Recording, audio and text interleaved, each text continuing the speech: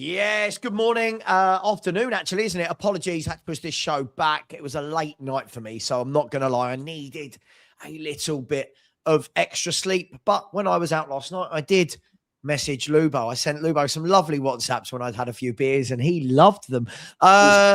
Disgrace. Lucky I'm not the police. You're lucky I didn't turn up at your house. Good morning, Lubo. It's Friday, which means that we've got 48 hours roughly until Spurs ruin the weekend. Guys and girls, OK Jersey and Match Bingo. Please, look, the links are there for both. Match Bingo, if you use the code fhtv. A few people have been winning on the Match Bingo. It's good fun. You should do it.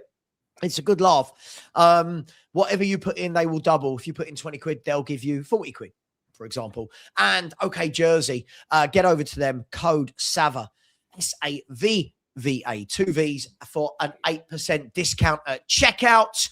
Lubo, lots of talks yesterday about rats. We've got Simon Jordan putting his 2 pence in.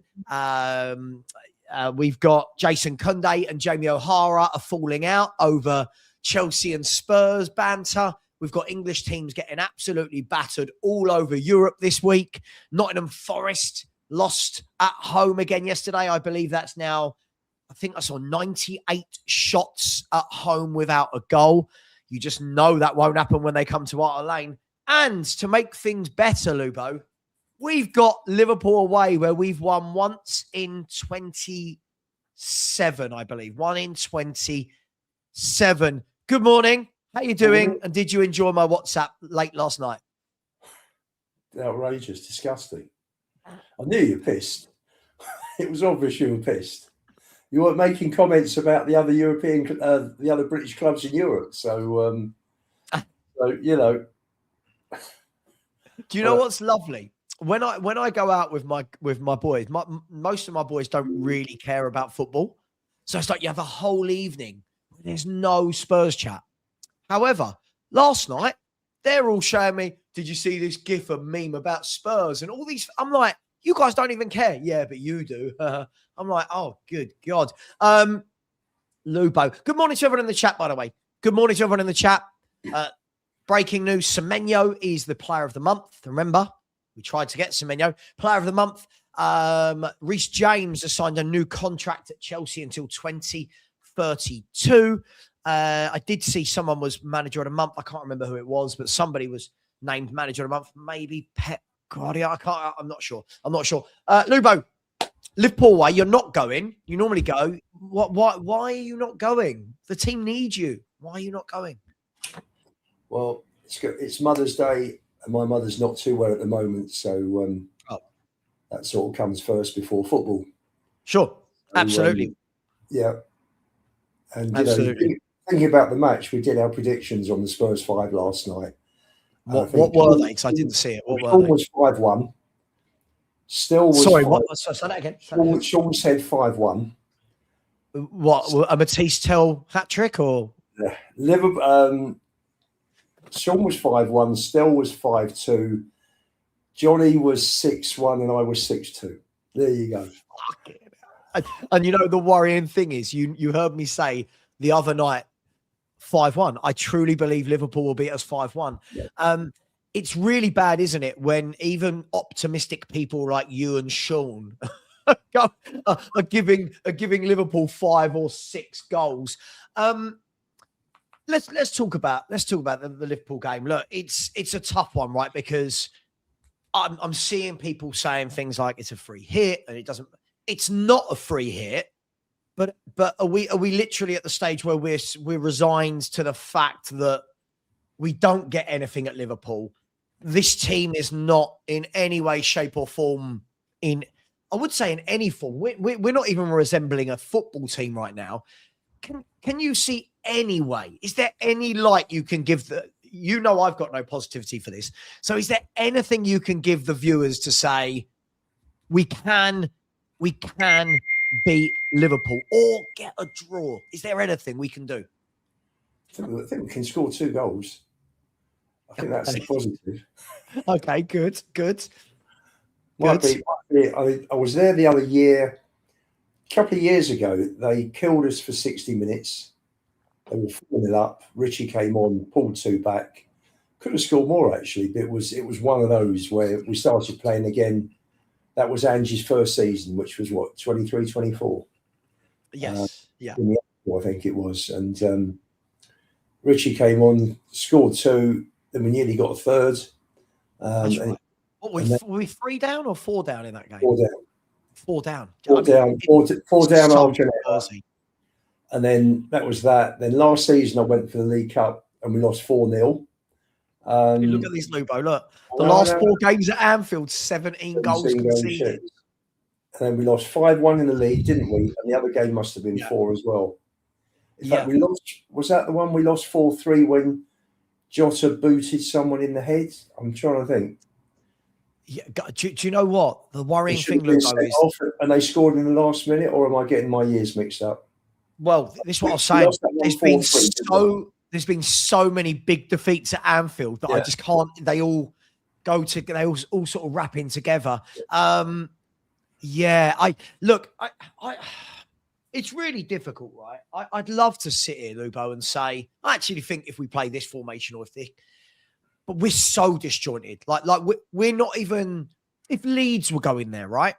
I'd say I bet Leeds give them a game, a close game. Do you know what I mean? I bet they're organised. I just don't see how we approach this game. We look dreadful at the back. Mickey van der Ven's out. We don't know what's happening with Romero. I mean, I haven't heard anything about Romero and Paulinho with their concussions. But I don't see, I really don't, Lubo. And I know you're probably going to think, God, what, you're so negative. I don't see how we do. Everyone is taking us to the cleaners. Everyone is taking us to the cleaners right now.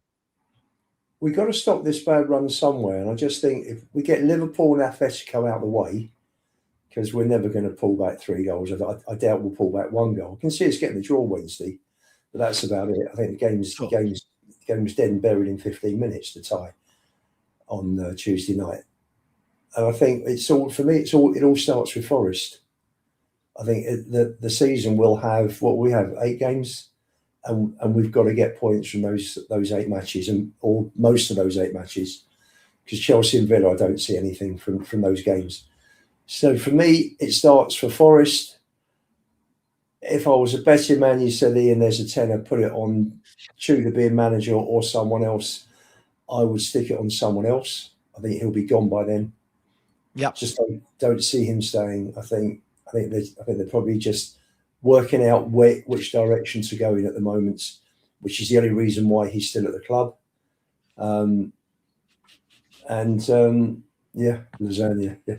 If you know the lasagna reference, you know the lasagna reference, right? Yeah. If you don't, you don't. I still remember that because that was the game where we could have finished top 4, right, for the first time. Am I right? Yeah, we could have finished in the Champions League for the first time. And then all the players went down with lasagna food poisoning.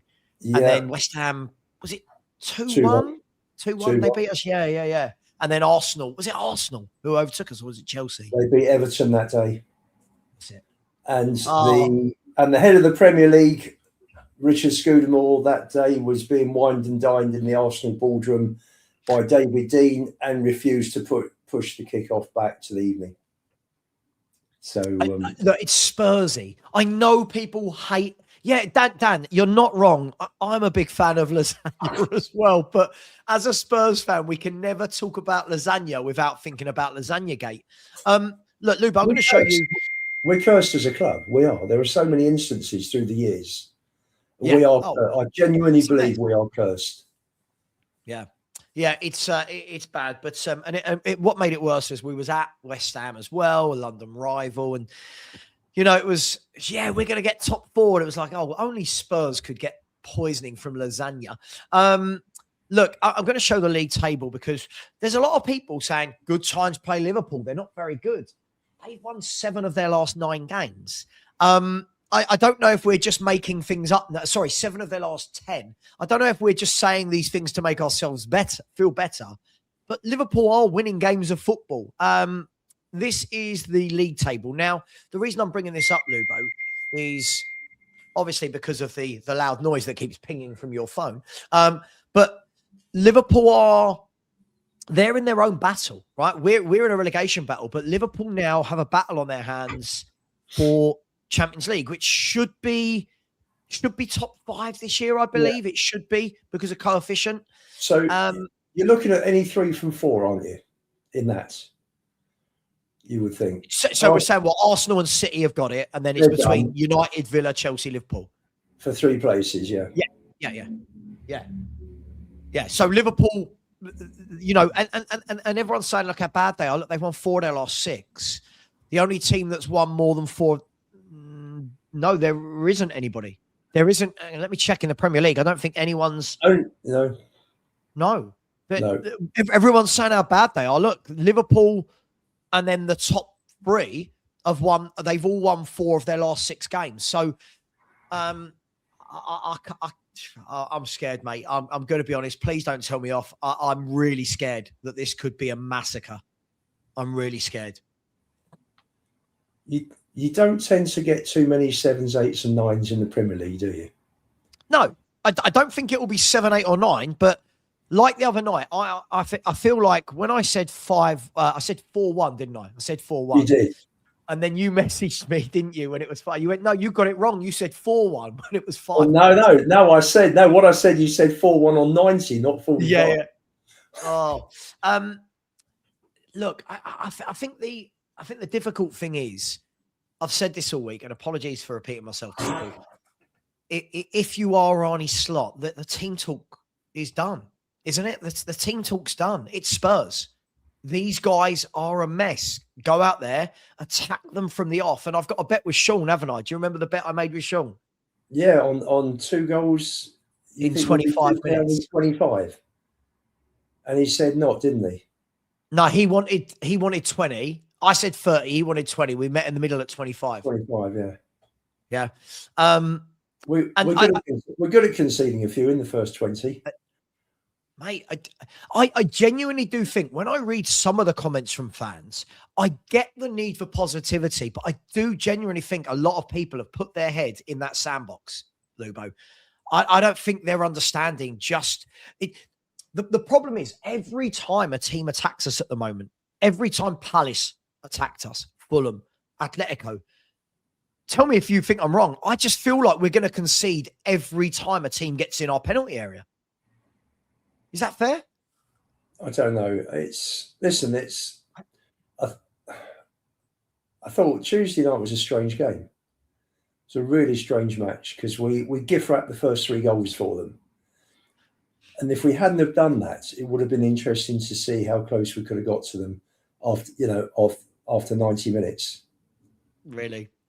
Well, really? Listen, yeah. I mean, they're superior to us in every way. They took their foot off the gas at 4-1. Yeah, it might have been a 1 goal, it might have been a 2 goal deficit, not 3. But we gave them 3 goals. And the 4th goal should never have been allowed because it wasn't a free kick in the first place. Yeah, but it isn't. He took a dive. You could clearly see that on the. But this is insane amounts of copium right now, right? Like Atletico Madrid. I heard this before the game. Loads of people going, they're not that good. They're not what they were. I felt like Atletico Madrid were going to be 9-1 up at half time, the way they were going. And I think that we're lucky. They kind of stopped playing after the 4th.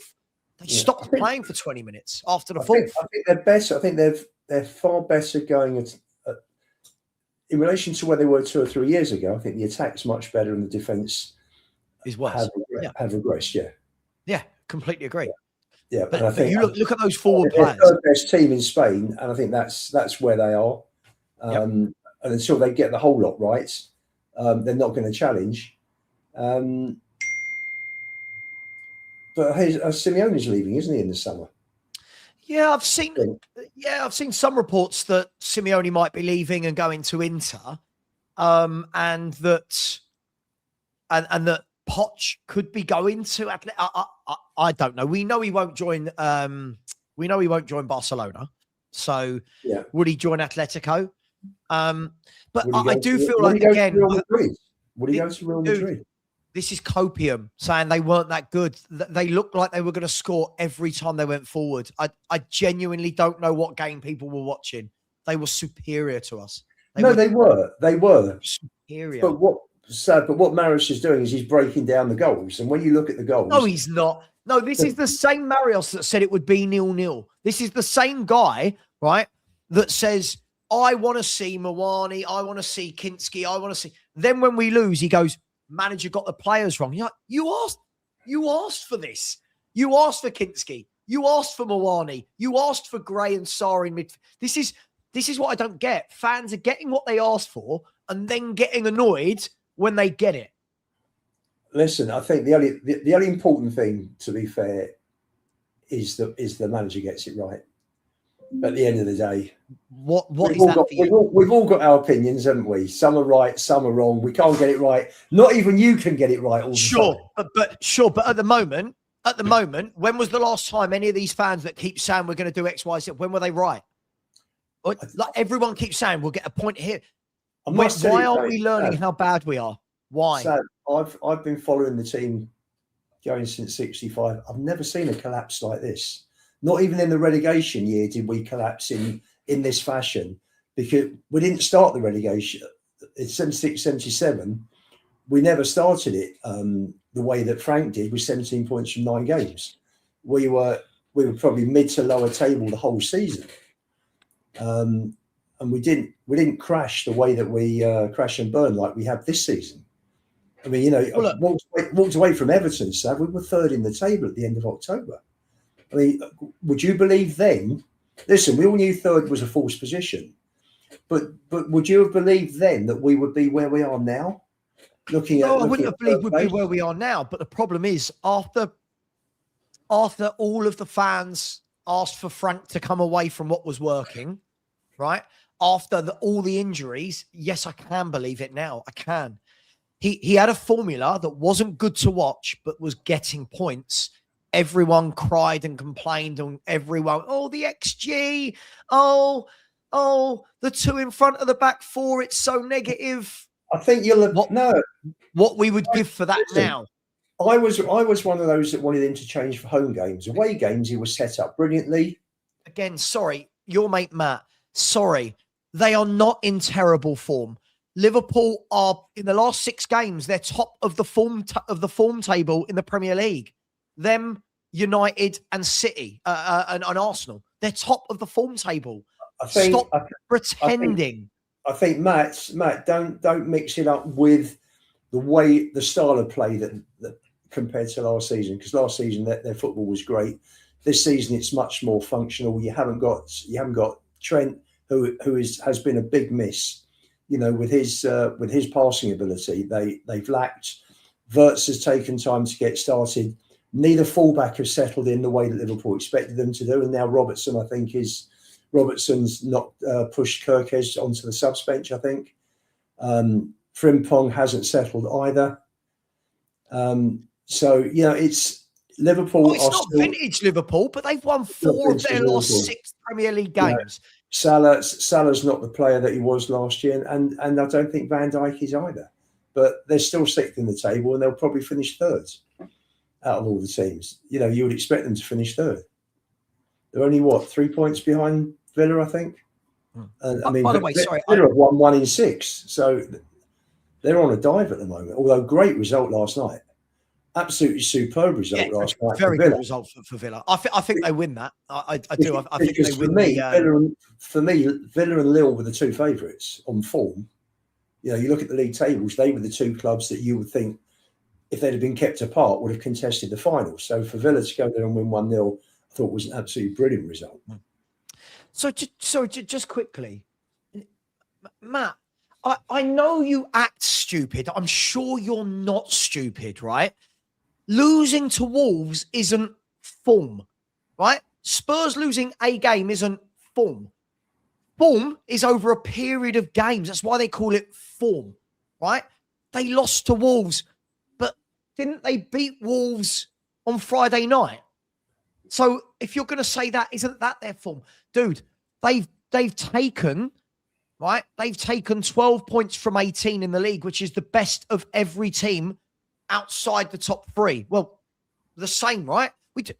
I honestly, I've got no understanding of how so many people hate facts.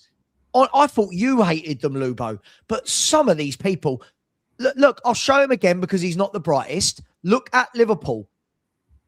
There you go. Look at the form. Look at the form for Liverpool. They've won 4 of their last 6. This is not difficult to understand. This really isn't hard to understand. Right?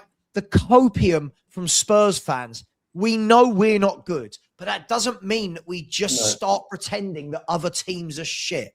I think the thing about the Premier League is unlike a lot of the other European leagues, is that teams in the bottom 3 can beat teams in the top 3. You can get that again. We did the data on this the other day. It happens more in the other leagues than the Premier League. Just so you know, again, that's another thing people say. I love when people do this. Go on, name the last time someone in the bottom 3 beat someone in the top 3 in the Premier League. In the Premier League? If I go through all the fixtures, I'll probably find 1 or 2. Will you? Okay. Will you? Okay. Let's have a look at the bottom 3. Well, Wolves beat Liverpool, didn't they? There's one. Wolves beat Villa as well, didn't they? I think. Okay. So we've got Wolves. Go on. When else did it happen? Let's have a look. Well, let's go through bottom 6 then. Let's look at the bottom 6. Point, right? People say, do you not agree? Do you not agree with me, Sav, that the Premier League as a whole, as a complete entity, is more competitive than other leagues? No, not really. I see this, right? Whenever Barcelona lose a game or Real Madrid lose a game to someone in the bottom half of the table, people who don't watch that league never talk about it. So they say things like, this only happens in the Premier League. And you're like, well, no, it doesn't. But people don't watch other leagues. PSG the other week lost badly to somebody, right?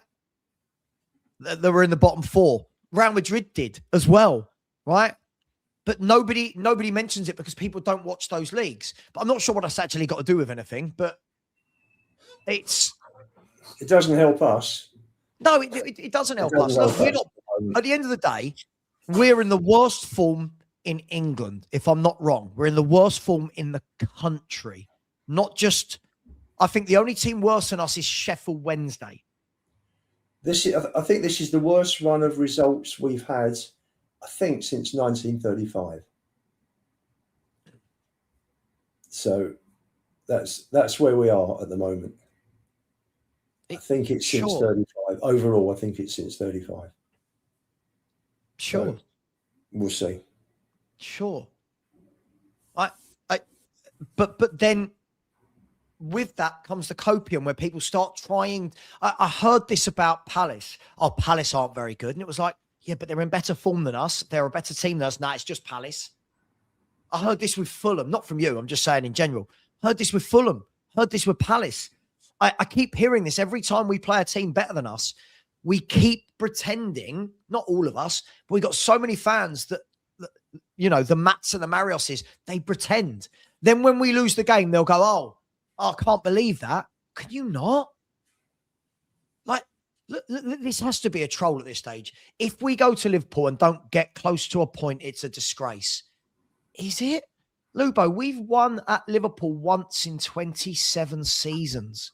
I remember I was there. Van Vaart and Modric scored in 2011, I think it was. Right.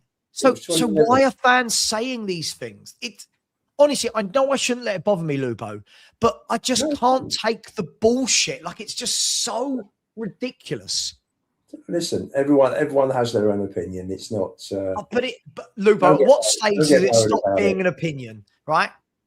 At what stage does it stop being an opinion and it's just ridiculous?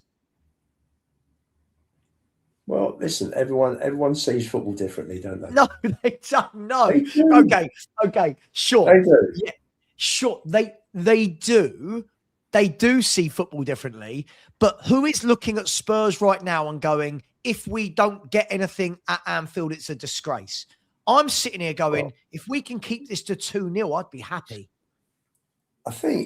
Listen, to be fair, I think that's being wildly optimistic to be saying that. I think if, with a full strength team, we'd be struggling to get a result at Liverpool with Madison, Kulu, Udogie, Kudus, we still struggle to get a result. You know, you look at the teams. You know, Poch had. I don't think Poch won. Poch didn't win at Anfield, did he? No. You know, no. And the only manager who did. Was. That's right. But the only one who did was Redknapp. Yeah. My Harry. I've been a few times to Anfield. I've only seen them win once. I missed the ones in the early days, but we have beaten them, I think, 8 times in our entire history at Anfield. I think it's 8 results in total. Oh, yeah. So, and we did go 73 years without a win there, between 1912 and 85, I think it was, or 83. I can remember one when I was growing up, really, and it's the Sheringham-Klinsmann FA Cup game. Yeah. I remember, was it Teddy or Klinsmann? One of them laid the other one off and he curled it in from 20 yards. Was it Teddy who laid it off for Klinsmann or Klinsmann for Teddy? There was a ball into Klinsmann. That was the winning goal, and he took it in his stride and put it into the bottom right hand corner at the Kop. The Sheringham one was he curled it in from the other end. That's it. What a partnership Teddy and Jurgen were. I was selling for a company, and their main principal was exhibiting in Paris, and it was a twice a year exhibition, and I got told I had to go. And I remember I phoned a friend of mine who had it on the radio at the time, because it was a Saturday 3 o'clock kickoff, and I just walked off the stands and listened to the radio for the last 20 minutes, and I was just screaming in this road with all stands around me when Klinsmann scored in the last minute. That was it. That's the one I would have loved to have gone out of all the. What was that? 95? 94. 94. Hold on. Klinsmann joined in 94, didn't he? Yeah, I've got a feeling it was like in January of 95. So either way, how good were Teddy and Jurgen? Wow. That was fantastic. Oh, that was brilliant. Now we're watching Mawani run around up front. Listen, but football's changed, and we don't have the football that we used to have. In fact, I'm reading more and more reports that this year's Premier League is the most boring that there's ever been. Yeah. It's and the probable champions are the most boring team that would have ever won Division 1 stroke the Premier League. The football's the other night, was it listen, I'm not knocking them from the point of view that they're top of the league. Sure. Watch Brighton v Arsenal, and it was like you would have thought that Brighton were a team that were top of the league, that were a good team. And I just watched Arsenal and went, you're going to stink your way to this title. Yeah. And don't get me wrong, I'm jealous of that. But I'm watching them going, football never used to be like this. Teams at the top of the table, they never did this. They never stunk it out for 90 minutes.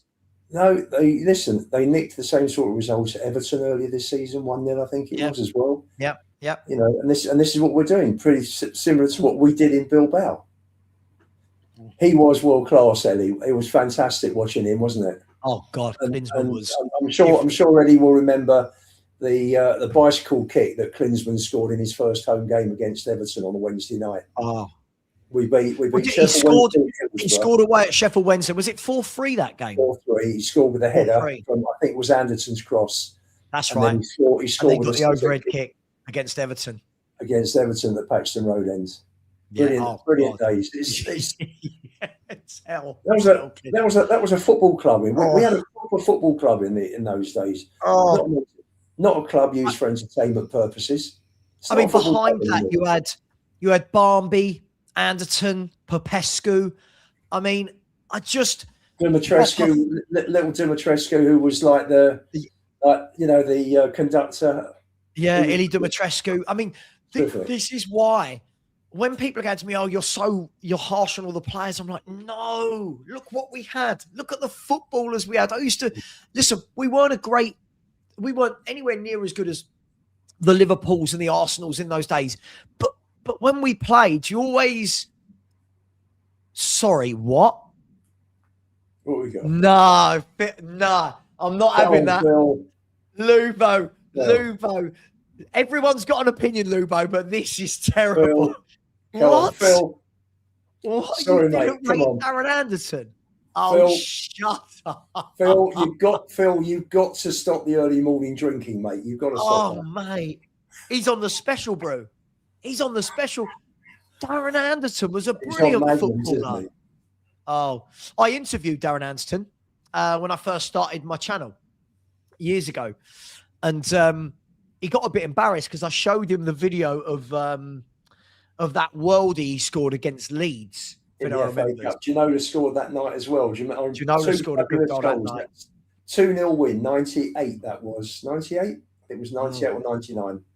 He was, honestly, what a lovely guy, Darren Anderson, by the way. Really nice guy. Yeah. And I remember I said to him, what do you feel like, you know, Spurs fans always call you sick note? And he said, at the time, this was at the time of doing it, he said, yeah, but he said, I've played more Premier League games for Tottenham than any other player, and yet they call me sick note. He was like, and then Hugo Lloris overtook him a couple of years later, but he said they called me sick note, but he said I played more games than anyone else. He played 299 games for Spurs.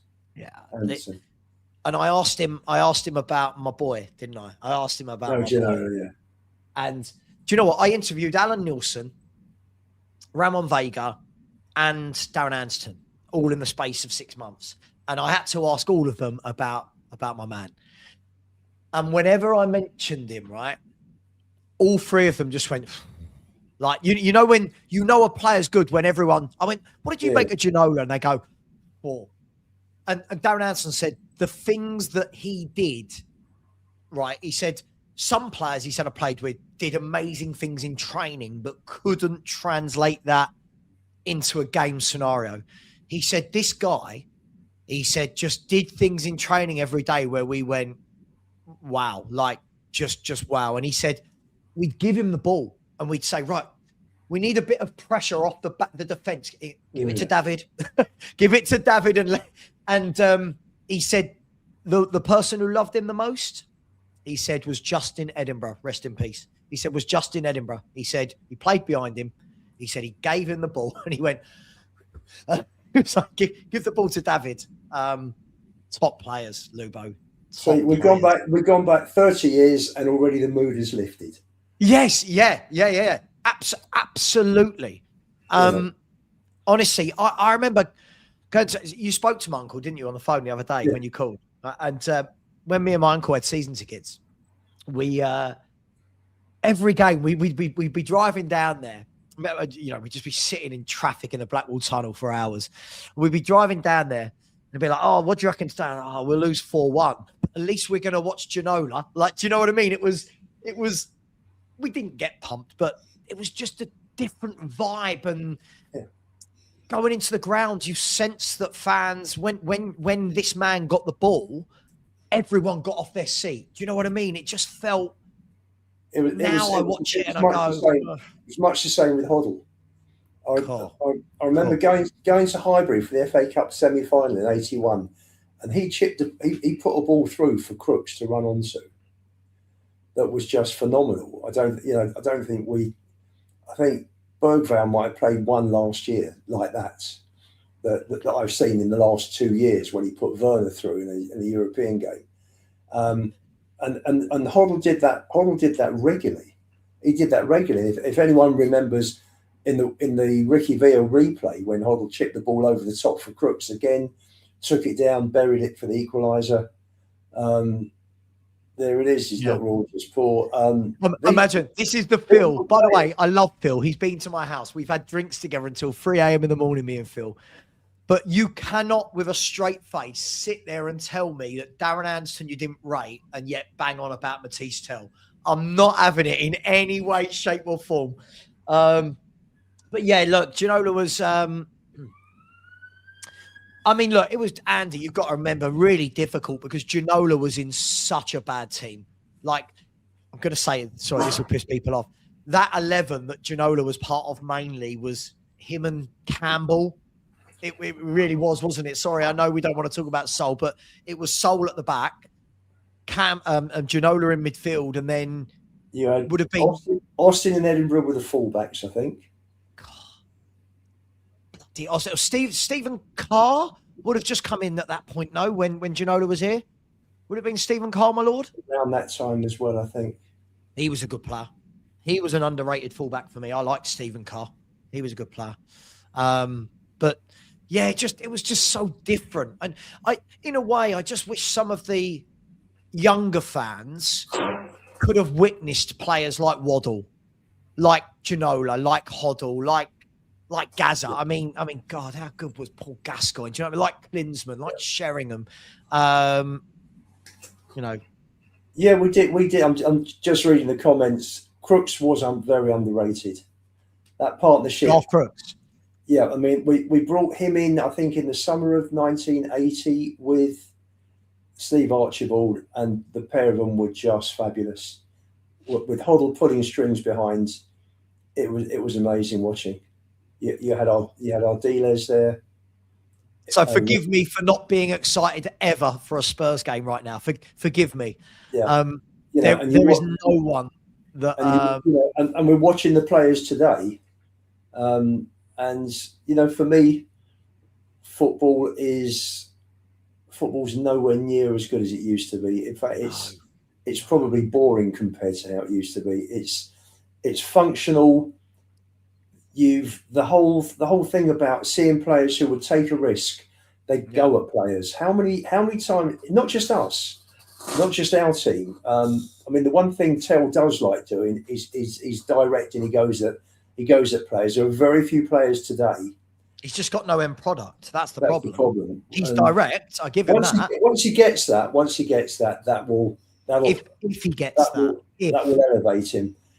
But there are very few players. You look at players, and they'll get the ball, and they'll control it, and they'll pass it, and it's pass and move. And that's the problem. You don't have the flair players today. It's been coached out of them.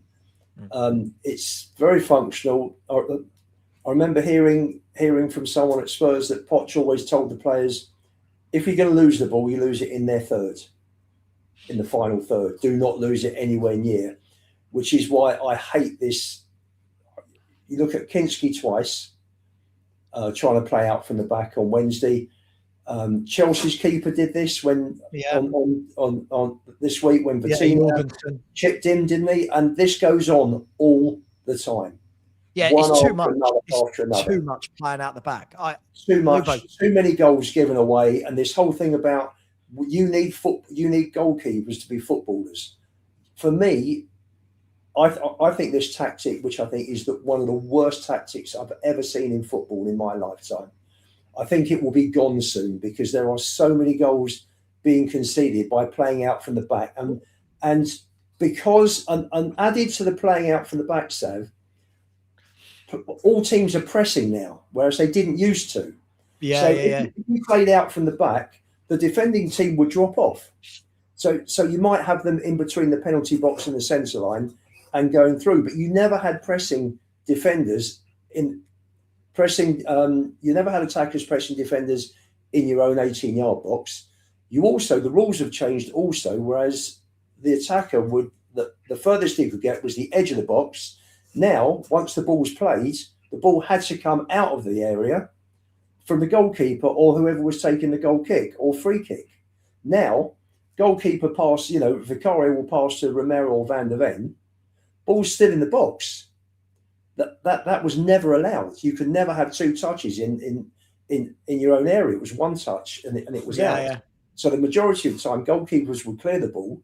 Now, and all of a sudden, keepers are onto the defence. You look at the amount of times Romero's closed down and he's knocked it off to Porro. Porro's closed down. Porro smashes it down the line and the ball's gone. And we've lost possession. And this is why I hate this tactic. And we don't have Romero's great at taking the ball out, but he's the only one in that back four that can do that. We don't have a collective defence who are good enough to play that way. And you also need a Modric or a Dembele who are not going to lose the ball. We got nobody there. And that's why Man City can do it, because they've got Rodri. Yeah. Right. Do you know what, Lubo, right? On Sunday, I think it was Sunday last week, was the FA Cup games, right? So myself and my uncle, we're sitting there watching, what was it? It was Leeds, Norwich. Sitting watching Leeds, Norwich, right? And the game was pretty much, I mean, it's meant to be an FA Cup game, but Leeds went 2-0 up quite early on, and it just wasn't a cup game, right? But my uncle turned around to me, he said, there's 20 minutes left in this cup tie. He said, Norwich are 2-0 down. He went, back in the day, teams right about now would go, right, where are my two strikers on the bench? Let's get them on the pitch. Let's get that ball into the mixer, right? And let's try and get back in this and get it down the line and whip crosses in. He said, you watch. He said, you watch Norwich. And for the next minute, Norwich on the centre circle, pass, back to the centre half, pass to the fullback, to the centre. And he said, when did football get like this? Like, when did football get to the point where teams aren't actually now going, right, we've got 20 minutes left, cup tie. Let's, I remember the days when we go, right, you've already got Sheringham on the pitch and whoever else on them. Get Ronnie Rosenthal on as well. Do you know what I mean? Chuck Sol Campbell up the top because he's a big bugger. Now it's just pass. And you're like, it's not exciting anymore, is it? It's not fun to watch. It's so boring. And I think this is why, I watch the youth games, and we've got, Tynan Thompson is probably as direct a kid in terms of, where are you going, Sam? You're looking after the dog? No, sorry. Yeah, the dog just bought me his bowl as if to say he wants more food. So I was just taking it off his. He's taken his bowl from the kitchen, brought it upstairs to say, please, sir, can I have some more? Yeah. So, we've got a kid in the under-21s, Tynan Thompson, and I just hope they don't coach what he's good at out of him, because he is so direct. He's quick. He can kick with both feet, and I just hope they don't kill it for him in terms of getting the ball, holding it, giving it, moving off, because his strength is taking players on. And I'd like to think if we can, by any pure fluke, get out of trouble in the next few games, would love to see him get his debut before the end of the season, because the kid's going to be, if he carries on with his progression through the academy, this kid's going to be superb. But do you know what this was? When I've watched quite a lot of the Champions League under-19 football this year, and I know everyone talks about Luca Williams-Barnett, and I know he's good, yada yada. But when I watch those games, it's actually Thompson that I'm watching going, oh yeah, he's got that go in him. He's got that direct running at players. I'm not saying Williams-Barnett isn't good, but Tynan Thompson's the one that I always look at and go, yeah. But again, do teams play with that direct winger now? Because what would happen is, and we're in an era of data and stats, aren't we? Where if Thompson played for Spurs, if he tried to take his man on 8 times and only did it 4, fans concentrate on he lost the ball 50% of the times he tried to take his man on. I don't know. I just think fans will take to him because there's just no excitement. And fans just love it when they see, there's 2 things that fans love. They love a player steaming in 100 miles an hour into a tackle. And that lifts fans, and also a winger that takes people on and beats them. That's gone out the game massively. Yeah, and they're the two things that get fans off their seat. Apart from obviously the worldies, and funny enough, in this horrendous season, we've seen several great goals this season, haven't we? We've seen some good individual goals, but what we never see is good team goals anymore. Spurs don't seem to. I mean, for years we haven't had that link-up play. Even under Ange, when we score goals, it was very much byline, pull it back to the back post. But we're not seeing many goals where, there's free-flying football through the middle of the park. Some link-up play, some give and go, some triangles and patterns. I'm trying to think of one this season that's been really good. I mean, I enjoyed the 3rd goal, Sarr's header, the breakaway, the counter-attack at Everton this season. I thought was really good, played out from the back very quickly. Is this Mark, by the way, sorry, is that confirmed? Is Romero confirmed that he's unavailable, or are we just saying that because of what we saw on Tuesday night? Let me know. Has it been announced anywhere? Yeah. I don't know. Sorry, Ludo. And I'm trying to remember some really good goals that we've scored, team goals where you've gone from back to front, where you used to have, like under, you had it under Conte, you had under Jose, you'd have 25, 26 passes and the ball in the back of the net. But then you had players like Kane and Son and Kulu linking up, and some of the link up between Kane and Son was absolutely a joy to watch, right? I remember like Gerrard and Torres had it, didn't they? Do you remember the win at Burnley when Kane and Son just destroyed them between them? Yes. Yeah. It's mad. I mean, it was like, I love that link-up play. Like, Gerrard and Torres had it for years, didn't they? Gerrard playing as that false attacking midfielder, and Torres was unplayable when he was at Liverpool, and then a completely different player at Chelsea. But you had it with Lampard and Drogba as well. You've had these, even I'll tell you, an underrated pair that linked up brilliantly for me in the Premier League era was Gudjohnsen and Hasselbank. Just good link-up play, Now when I watch it, we're very, because we haven't bought those types of players, we're very, functional. We're a reactionary football team, like we don't, there's no build-up. There's no, even under Ange, there was no fluid build-up in midfield. It was all, we're very quick and reactive, in the moment. I think in those first 10 games there was some lovely football played, and there were some really good goals. And it was a shame there was a superb goal that was chalked off. We were 1-up against Chelsea, which was the match where it all started coming off the rails for Ange when we lost 4-1. And Sonny scored the most superb goal, and he was offside by, God knows, a toenail. And if that had been 2-0, who knows what would have happened going forward.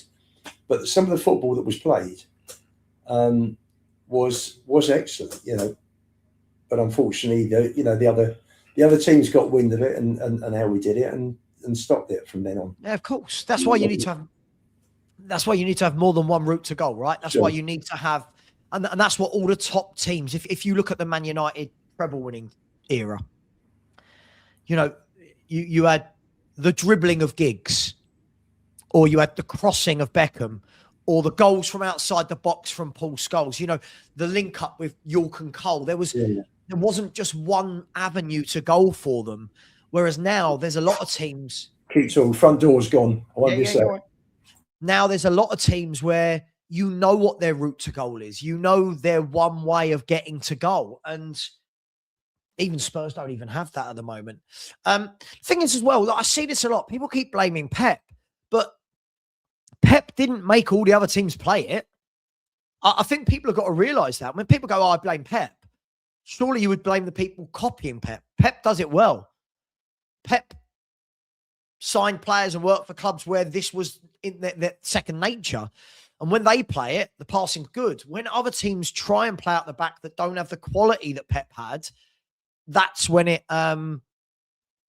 falls down, right? I see too many teams trying to, it's like when people go, I just want to see attacking football. Sure, but you've got to have the players that play attacking football. You can't just put any old footballer out on the pitch and go on, be really good at attacking. It just doesn't quite work like that. Yeah, exactly. Ellie, yeah. Dele and Ericsson. Yeah, really good link-up play. Really good link-up play, those two. And we don't have the players for that. I think the closest we've got to that is Maddison, right? Maddison is the link-up player. Maddison will take the ball in tight situations and he's not fazed by it. The problem for me is we've got too many players that aren't good in tight situations. Bergvall, Sarr, Basuma, Benton, but you know what I mean? Like in tight situations, they're not quick enough with their feet or good enough to be able to maneuver themselves. Well, no, when you're saying he brought it to the Prem, you can't say it's a fact, Andy. He brought it to his team in the Prem, right? Right? No one said, "Oh, we've all got to go and copy Pep Guardiola." Think about it. It's like saying if a manager now came to the Premier League right now and played 4-4-2 and went back to the old school, long balls, wingers down the line. If every other manager then chose to do that and copy that, you can't blame that one manager. That's how he plays. Pep plays how Pep plays. When teams try and copy that without the players to do it, Lubo is right. You are asking for disaster. But Dan, hello, mate. Liverpool away. Nice, easy game. Do you honestly, apart from doing the watch along, do you even want to watch it? No, nor do I. No. I mean, do you know what? Anyone who sits there and lets their kid watch this will have social workers kick their doors in, mate. Mate, listen. But look, it's self-inflicted at the end of the right? day. There's the 1% where you go, it's football, anything can happen.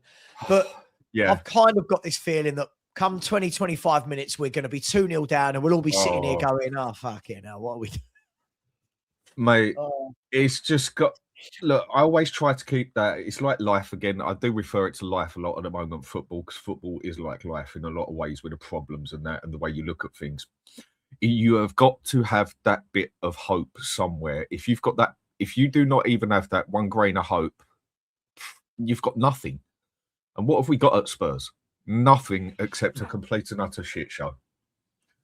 So there is nothing wrong with anyone sitting there with that grain of hope, that 1% hope that we can do Liverpool, that 1% hope that we could have done Arsenal, that 1% hope that we can stay up. I don't see nothing wrong with that. But then there's that other side of just being that positive that you make yourself look like a bit of a clown as well, basically. It does come on both sides, and then it can also be on the negative side. You can have it all around. But this one, we just got to sit here and we just got to... It's one of them things in life, you know, where you just get up and you look at the time and you know you got to get out of bed and you know you got to do something, but you're like, meh. The motivation isn't there. The power isn't there to do it as such. Yeah, I do worry, Dan. It's one of them things, but I've got that 1% hope. Sure, yeah, there's the 1% in all of us, right? But then when I give my prediction of 5-1 to Liverpool, it tells you how much I believe in my 1%, right? It's just being realistic. Yeah, and the thing is, what I find funny is when people say things like, well, this team isn't actually playing that well at the moment. Let's be honest, Dan, if you are a team that's not playing that well, whatever that means, who do you want to play right now? You want to play Spurs, right? Spurs. You want to play Spurs. Dr. Tottenham, Spursy, these are real things. I know everybody hates it, but these are real things. When Lubo comes back, we'll have a go at attempting to pick an 11 for this. And apparently, guys, Igor Tudor is going to be giving his press conference at 1:30. So I will mute myself and listen to that when Igor Tudor comes on to see what the man's got to say. Look, Dan, it's tough, right? Because we've gone from the game where everyone had the most hope, so to speak, which was Palace. We've been battered in that game. We've gone to Atletico. We've been battered in that game. We've then got Anfield, then Atleti again. It's just not easing up, is it? It's like there's, it's not easing up at all. No, and the pressure is only going to get worse because if you think, if I worked it out right, when is it we actually play Liverpool? It's Sunday, isn't it? Sunday at 4:30, right? I think we're the 4:30 kickoff. By the time we actually play Liverpool, if I'm thinking right, we could actually be in the bottom three. Is that correct? Yeah. So you've got, let's just double check the Premier League fixture. So this weekend, we've got, what's this, tomorrow?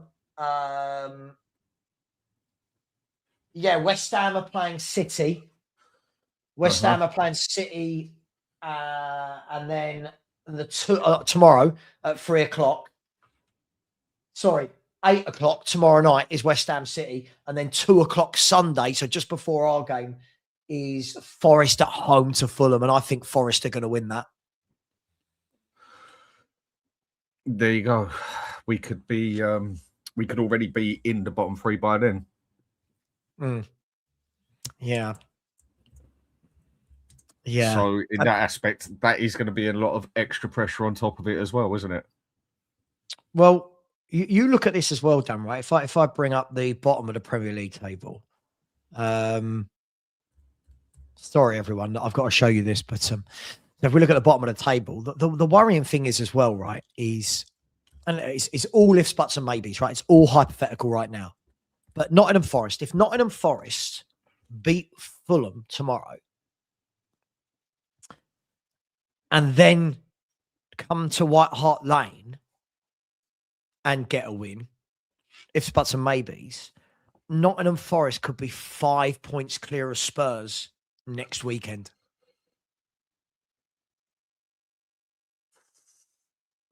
Like that's how big the Forest game at home is, Dan. If it's a lot of ifs there, right? That's if we lose to Liverpool and Forest win against Fulham and beat Spurs, we could be 5 points behind Forest, and then we're literally saying, right, you've then got 7 games left to overturn a 5-point haul on Forest. This is bad, mate, isn't it? This is real. Like this is real. Yes, it is. I mean, that Forest game for me is probably could actually be one of the biggest games we've had since that Champions League final. If you want to put on the power that game has got behind it of where it could throw things, if we go and get some win there, which the problem is the other teams, the momentum's all in their favour, isn't it? With us, the momentum is just going down. It's like we've got cement on our shoes. We are literally sinking fast. And with the momentum in their favour and everything else, if we manage to go and do Forest, that can give us, if you try and look at it from a mentality side of normal players, because I do think this lot have got a very weak mentality, it could be that kick that, because it gives you that chance, basically, because it's a 6-pointer through and through, basically, isn't it? And for me, yeah, I think that Forest game is actually the only game that we've probably had that is bigger, is that Champions League final. That Forest game to me makes that Europa Cup final look like some little Mickey Mouse Cup under the carpet, basically, as far as I'm concerned. With the power that this Nottingham Forest game has got, winning that cup means nothing. It's a minor compared to this game, in my opinion. Well, Lupo, we were just saying, and again, worst case scenario. But by the way, can we just take a minute for the interview that Dominic Solanke did, where he said, "On our day, we can beat anyone." The first comment under that is somebody saying, "Our day must be the 29th of February." Like, imagine, right? On our day, we can beat anyone. I mean, Dominic, on our day at the moment, mate, we can't even keep a clean sheet. We can't. Anyway, Lupo, you're on mute, by the way, but we were just saying that worst case scenario, if Forest beat Fulham this weekend at the City Ground, by the way, and then beat us this time next week or next weekend, Forest could be 5 points clear of Spurs. That game next week against Forest is fucking massive, isn't it? Mm-hmm. Like beyond comprehension of how big that game is. It's massive. You see, for me, we would have lost on Sunday unless a miracle happens. And we're what? Will that be 5 or 6 league defeats on the 6, I think, isn't it? We've lost 5 on the bounce in the league. Yeah, so it'll be 6. So 6. That will be 6. Yeah. So for me, if I'm being realistic, although everyone's saying, we've got to beat Forest, I think to stop the losing run, I think a draw would be a good result. And against Liverpool? Forest? No, Forest. Forest. Against Forest, normally when a team has a bad losing run, they break it with a draw, not normally with a win. Okay. When did we last win at home, Lubo? What was the day we beat Brentford? 6th of December. Right. December, now, wasn't it? This is why this is what cracks me up, right? My mate Matt again says, "Come on, we'll definitely beat Forest. What are we doing here?" This is a team, Lubo, if I'm not wrong, that have we played 14 at home? We've played 13, 14 15, at home? 15. 15 at home, and how many wins? I think, and 2. And we've got fans that are saying, "What are we doing here? We'll definitely beat them." I don't know. I am worried as hell. and we got fans going, don't worry, it's only Forest. We'll definitely beat them. What are we doing? Oh, no. What are we doing here? Can I just say to Matt Cox, I was there in the second division, and I'll be there next season. You know, if you support the team, you support the team. If we went down into League Two, I'd still go. Not sure. Question. There you go. Just a question, then, that I want to ask you, Ian. Yeah. How do I put this across? Basically, it is the time you would think you've really got to go and support your team now to bring them back up, isn't it? Yeah. Yes.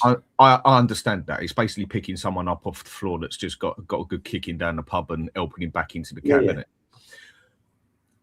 But wouldn't this be the prime time for the Spurs fans to totally turn around and say, do you know what, Tottenham? Do you know what, Enoch? Do one. And totally turn their back on it until you actually see Enoch do something. This could actually be the prime time. Now, forget morals, because I don't live by morals and emotions. I live by rules. That's why I don't get hurt as much as other people. And I can understand, I can get why the emotional side, the moral side, you go back it, go support it, and I think I do get that. But this would be the perfect time if we go down to really, really damage Enoch and cause some chaos for him. But like I said, if we go down, even if they only lower the ticket prices by 5%, they'll probably still fill up that stadium because of that attitude. And I'm not saying that's a bad attitude. That's a supporter's attitude. Yeah. But wouldn't that be the time to hurt them? I don't want us to go down personally. I don't want us in this situation. I tell you what, I've always been support the team, not the regime. And okay, fair enough. And I don't, you know, listen, I'm not hardcore compared to the guys I went to Madrid with. I suppose compared to most fans, I probably do 34 league games out of the 38 this season. So I suppose you could say I'm fairly hardcore. I don't think they'll get more than, I think they'll average maybe, unless we start off next season really well and we're up near the top, then I think you're looking at 35, 40,000. I think there'll be a drop off of 20. Really? Yeah, I do. I honestly don't, mate. I honestly there will be. There will be. Look how many Sunderland get when they go down, and Newcastle when they go down. You will. Okay, Dan, it's just an opinion. Dan, we started off the season really well this year, didn't we? We got 14 from the first 7. And for the Doncaster game, we got 42,000. There were 20,000 empty seats. Yeah, for Villarreal, was it 40? There was one of them. I mean, we averaged 10,000 empty seats every match for the 4 Champions League games. Those 4, they're Champions League games. Yeah, first day of the season, understand that. Give Lincoln a battering and everyone a flock back. I just don't think it's going to be as much of a massive drop-off as... sorry, someone's at the door. Are you all right? Yeah, look, look, obviously what I suggested there, that was worst case scenario. It could flip the other way. If Forest don't beat Fulham, right, and then we beat Forest, we could be 4 points above them, right? So it works both ways. But well, you listened to whufc yesterday on the show, Sav. Was it yesterday or the day before? Yeah, day before. Yeah. And he was saying we're not playing well. We're not in form at all. Yeah. Yeah, but they're hard to beat. This is the thing. He said he doesn't expect to beat us. Sure, but we've won 2 games at home all season. Everyone that doesn't expect to beat us. Do you know what I've heard all year? And this is why I laugh at people like that, Matt. Not Matt Cox, he's all right. That's why I laugh at people like that, Matt. When they say things like, what are we doing here? It's only them. We're at home. And you're like, yeah, but we've won. If I'm not wrong, last year and this year, how many, Lubo, you'll know this. We've got 2 league wins at home this year. How many home wins did we have last season? We lost 10. I think it was 6. Hang on. Right.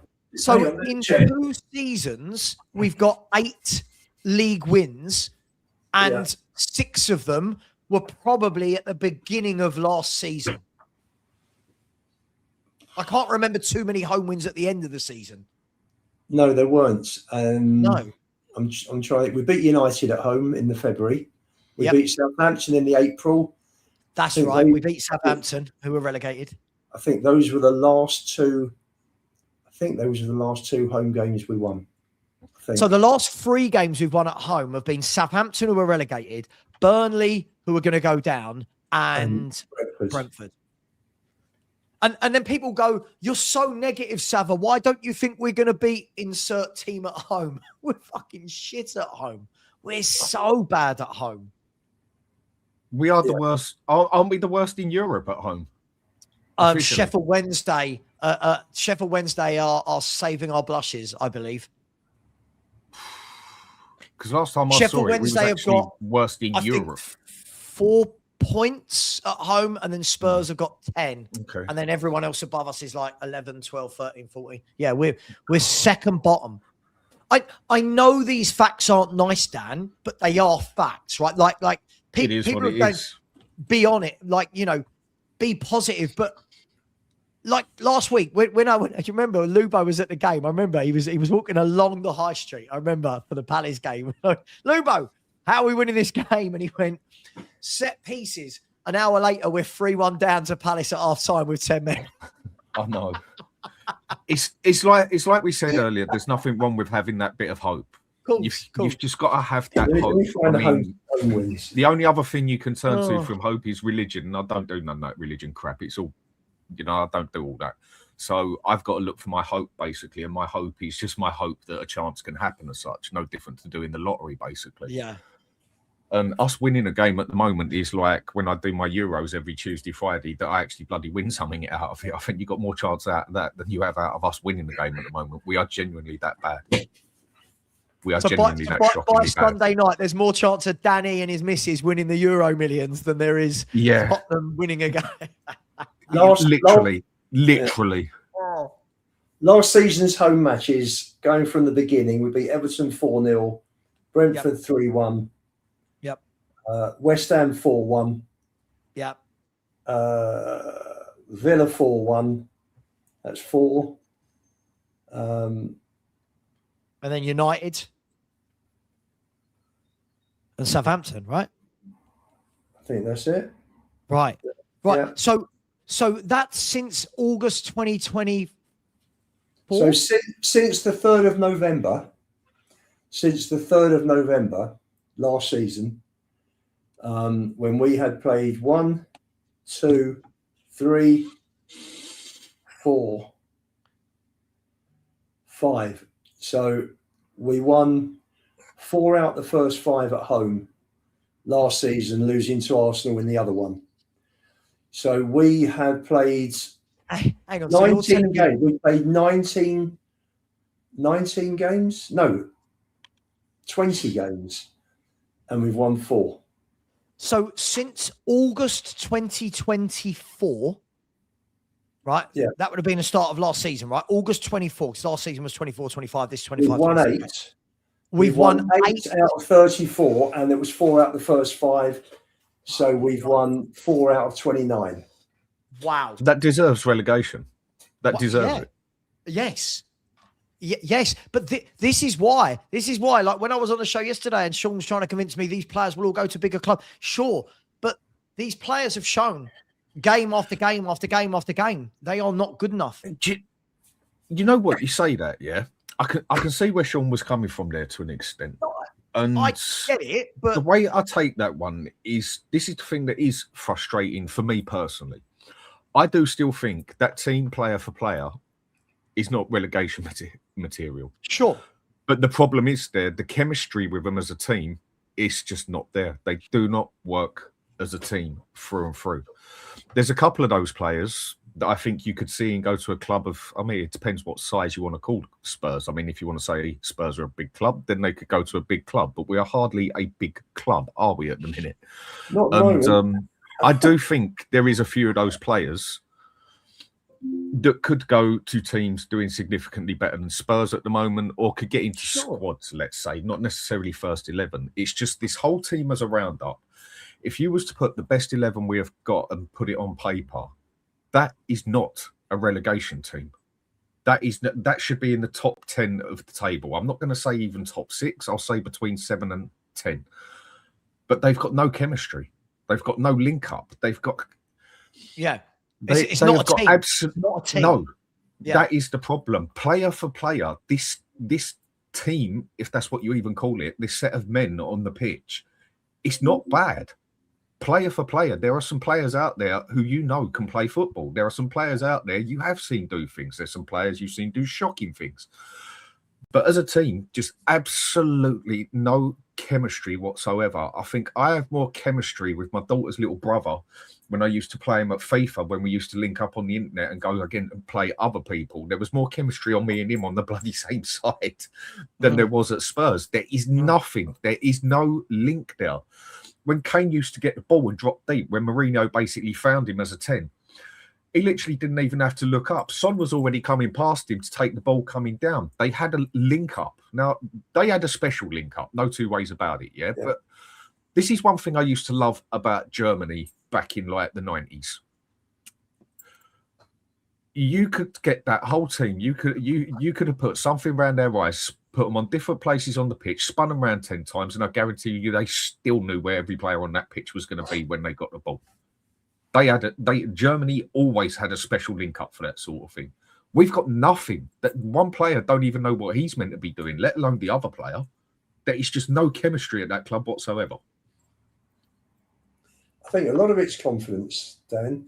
I think a lot of it is that they are so used now to, I think there's a mental thing regarding playing at home. And I think that, unfortunately, and I might get some bad comments about this, Ange has normalised losing. Yep. So that, and then goes on telly saying, yeah, well, you know, what these players need is a pick-me-up. Sorry, mate, you lost 22 league games last year and you're talking about what this team needs. Have a day off. Sorry. You know what? Badly. We only stayed up last season because the bottom three were so poor. Agreed. Because normally you lose 22 games, you're relegated. Yeah.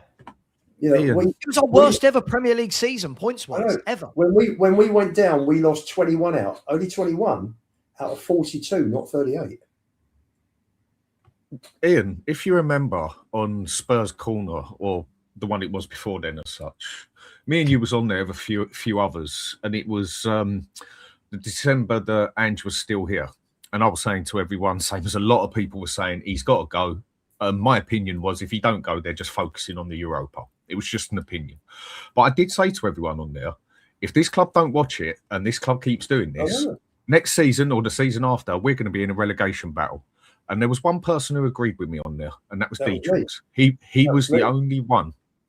That was Dietrich. You agreed with me later on with it. You did agree with me later on. But at that show I'm talking about, there was only one who took it in, and people like, definitely not this season because the bottom three are too shit, which I agreed with, yeah. But within the next season or two, we can go down. And then when we spoke about it later, you did actually agree with me. And a lot of people, a high majority of people, did turn around and basically put it as, we're not going to go down. Spurs are too big to go down. That don't happen.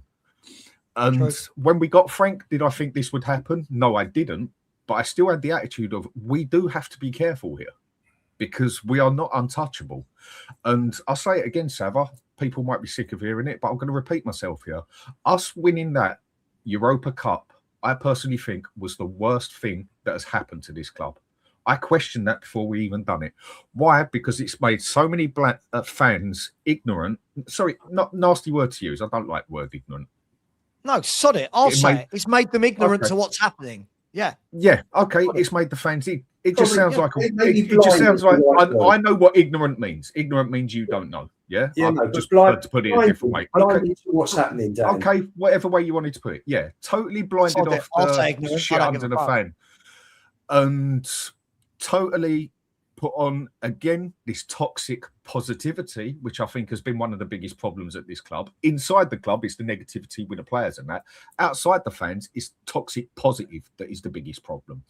Yes, we've won the Europa Cup. Look at us, 240,000 up in up in London, all very nice, but then that just shows how much of a failure as a club we have been, that many turn up because we won a Europa Cup. Because if we was a team like Chelsea, you wouldn't get 240,000 turning up for a bloody Europa Cup. Yeah, that just shows how desperate we was to win a cup. And when it come down to it, it put a load of toxic positive over the fans of, we're sweet, we're in Champions League, everything's cushy, not a problem. Angie's gone now, all the problems under the bus, all done and dusted. Here we go. And it also basically, I think, I'm not there, so I can only think on this one, made the owners sit back and say, job done. Get a couple of little players in there. They'll be happy. Look at the fans. Look at the 240,000 there. Totally forgot how crap the season was. We've won a cup. Whoopie-doo. Well bloody long. And they could just totally bloody ignore it. And the Spurs fans, with their toxic positivity, done it. They went there, was happy as anything. Last bit I say, Lubo, was happy as anything to totally forget about the game that all the season we just got totally destroyed and only didn't go down because of 3 crap clubs, all because we won a poxy little cup. Now, in my eyes, that done us more damage than that did us good. It's an opinion. Just quickly, just before Lubo comes in, sorry, just quickly, Lubo, I need to do some super chats just before you come in. I've been putting them off. I'll come back to you on winning the Poxy Cup, as Dan says. First of all, big up to my man Chris, who is just come out of hospital after he's got his leg all plastered up. So big up to you. And he's got Football Heritage TV on his TV. Sorry about that. My nose must look massive on your big screen. He says the speculative signings, the club signings and poor scouting are all coming back to haunt us. We lack real men, instead mercenaries without any care for the badge on the front of the shirt. The signings have been terrible. Just quickly, because I did see Matt put a little message into Lubo, so I thought I'd let him come back on that, because I think it's always me trying to show people how stupid Matt is. But I'll let Lubo have this one. Matt said to Lubo, if I can find it, Lubo, Angie's gone, just like Frank. Move on, please. Let's show him some respect for winning us that Europa. No need to slag him off anymore. He's gone. I love this. Okay. In response, Matt, I think you'll remember we all saw Sonny and Maddison sitting on the bench at Alkmaar, that horrendous first leg in the last 16 last year in the Europa, saying how shit the system was. In the end, the leadership group went to Ange and said, look, this is rubbish.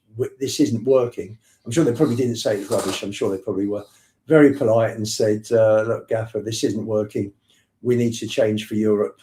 You know, if you want to win it, we've got to become more pragmatic. And they played that way. And they played that way in Frankfurt and in Bodo and in Bilbao. Mm-hmm. And so for me, the players won it. The way that Ange played was very to give him credit. He'd come off the back of winning trophies in Scotland, Japan, and Australia. He had a very innovative way of playing football, with 2 centre-backs covering the entire width of the pitch, the 2 full-backs tucked in as 10s, and first 10 games...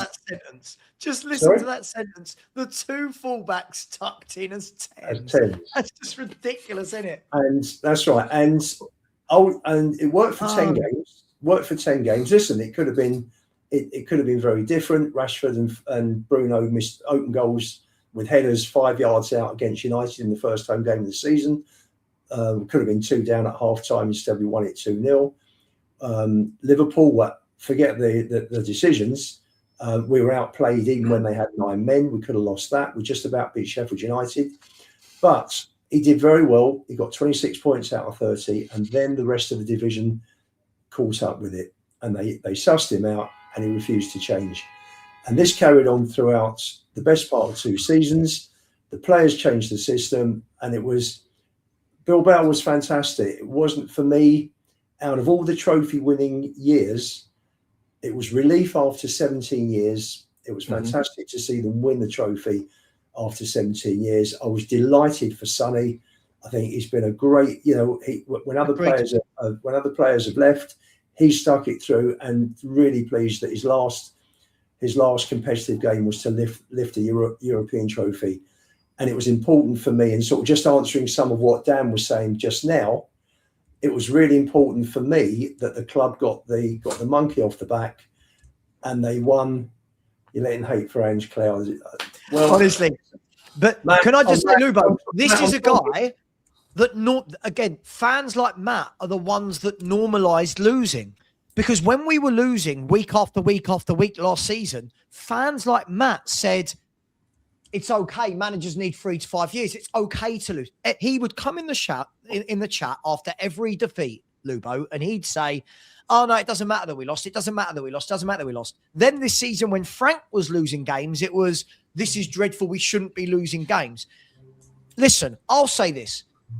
I don't agree with Danny in his overall point, but I get it, right? For me, there's never a bad trophy to win. Winning a trophy is great. But I think the point Danny's driving at more than anything, and he'll tell me if I'm wrong here, is what that trophy has actually done is made people forget about just what a shit, sorry of a state this club was actually in. And what it did was the owners came out, didn't they, and said, we don't want to stop at the Europa. Sure. We want to challenge on all 4 fronts. Now, fans like Matt went, right, we're challenging on all 4 fronts, but they didn't actually buy to challenge on all 4 fronts, right? They didn't actually add to the squad to challenge on all 4 fronts. And unfortunately, what that trophy has done, it was a good moment in what has been a terrible 3-4 years. Whichever way you look at it, what good? Here's the question I'll ask you two before I do the super chats. What good? It was great for the feeling and to get the monkey off the back, but what good is winning that trophy actually done for Spurs a year down the line? What's it done? Okay, I was just about to say, in answer to what Dan said, he was right and wrong for me, and I'll just go. Mm-hmm. He was wrong in the fact that it was the worst thing that happened, because I think it's really important that Spurs won a trophy after 17 years. You look at, I agree. You look at, we were meant to be the big part of the big 6. The other 5 clubs are winning trophies every year, every other year, and we're winning nothing. And we're just being diminished as a top 6 club, you know. And the other 5 are moving further and further away from us. Players are financially independent these days. They're rich. They don't, you know. It's not about the money these days. It's about going somewhere. Now, hang on, Dan. Listen. When I say these guys, Semenya's gone to Man City rather than get 50 grand a week more at Spurs. That's the point I'm making. That, you know, for them it's trophies. Now, whoever they go to, they're gonna be very, very handsomely paid. So it's not about earning enough so you're financially independent, and in effect you could retire and you're set up for life now. A lot of these boys are set up for life from the age of 20, 21. It's completely different to how it used to be years ago. And it's about ambition. So for me, to cast Spurs as an ambitious club, to bring players in, yes, you can win a trophy. We won the Europa League. Not, well, we haven't won for 17 years. When do you think you're going to win? God knows. But I think where you're right, and fans, all they want to see, you know, for a fan, and Stel goes in it, he wants to see trophies. Exactly the same as me. Sorry, which fans respected us again? Which set of fans you see the respected us for winning that trophy? I'll answer that. The problem with that, and coming on to what Dan just said, that I fully agree with him, is that fans get excited. They see us win a European trophy, and you think to yourself, great. Most clubs would look at that and, right, let's kick on. Let's really improve the first team. You know, while the feel-good factor is there, and we are trophy winners, we're going into the Champions League, we won't have that next season. Even, you know, please God, we stay in the Premier League, we won't have that. We will be the team that just survived. You know, when you're going out and you're talking to players, which for me is why it's important you get someone like Pochettino, because the attraction will be an all-time low. But this shows how I love this guy, Matt, right? This shows how we are so disassociated with the truth. This shows how people are not understanding how bad we are and have been for a very, very long time. Because if there are fans, right? If there are fans that truly believe other clubs respect us because we won that trophy, those fans actually are going, yeah, you won the worst Europa League in history. Those fans are saying, to win that, you beat the worst Man United of all time. To win that, you played absolutely nobody en route to the final. It was easier to win than the League Cup. Right? Yes, no one is looking at Spurs and going, cool. Respect. And you know why? Do you know why? Because if Spurs had used that to kick on, if Spurs had gone, get out of jail free card, we finished 17th, but we scraped the Champions League, right? Okay, summer window's here. Let's go and buy 6, 7, 8 players. Let's revamp this squad. Then you would have gone, right, okay, Spurs learned respect to them. But we didn't. We literally... That's where I agree with Dan, and that's the biggest problem. Right. Is that, unfortunately, Levy was there for the transfer window. He went 2 days after the transfer window finished. This lot have come in. Vinay's are just clueless, and the club is still in free fall. If we had proper owners, and this is why we need new owners.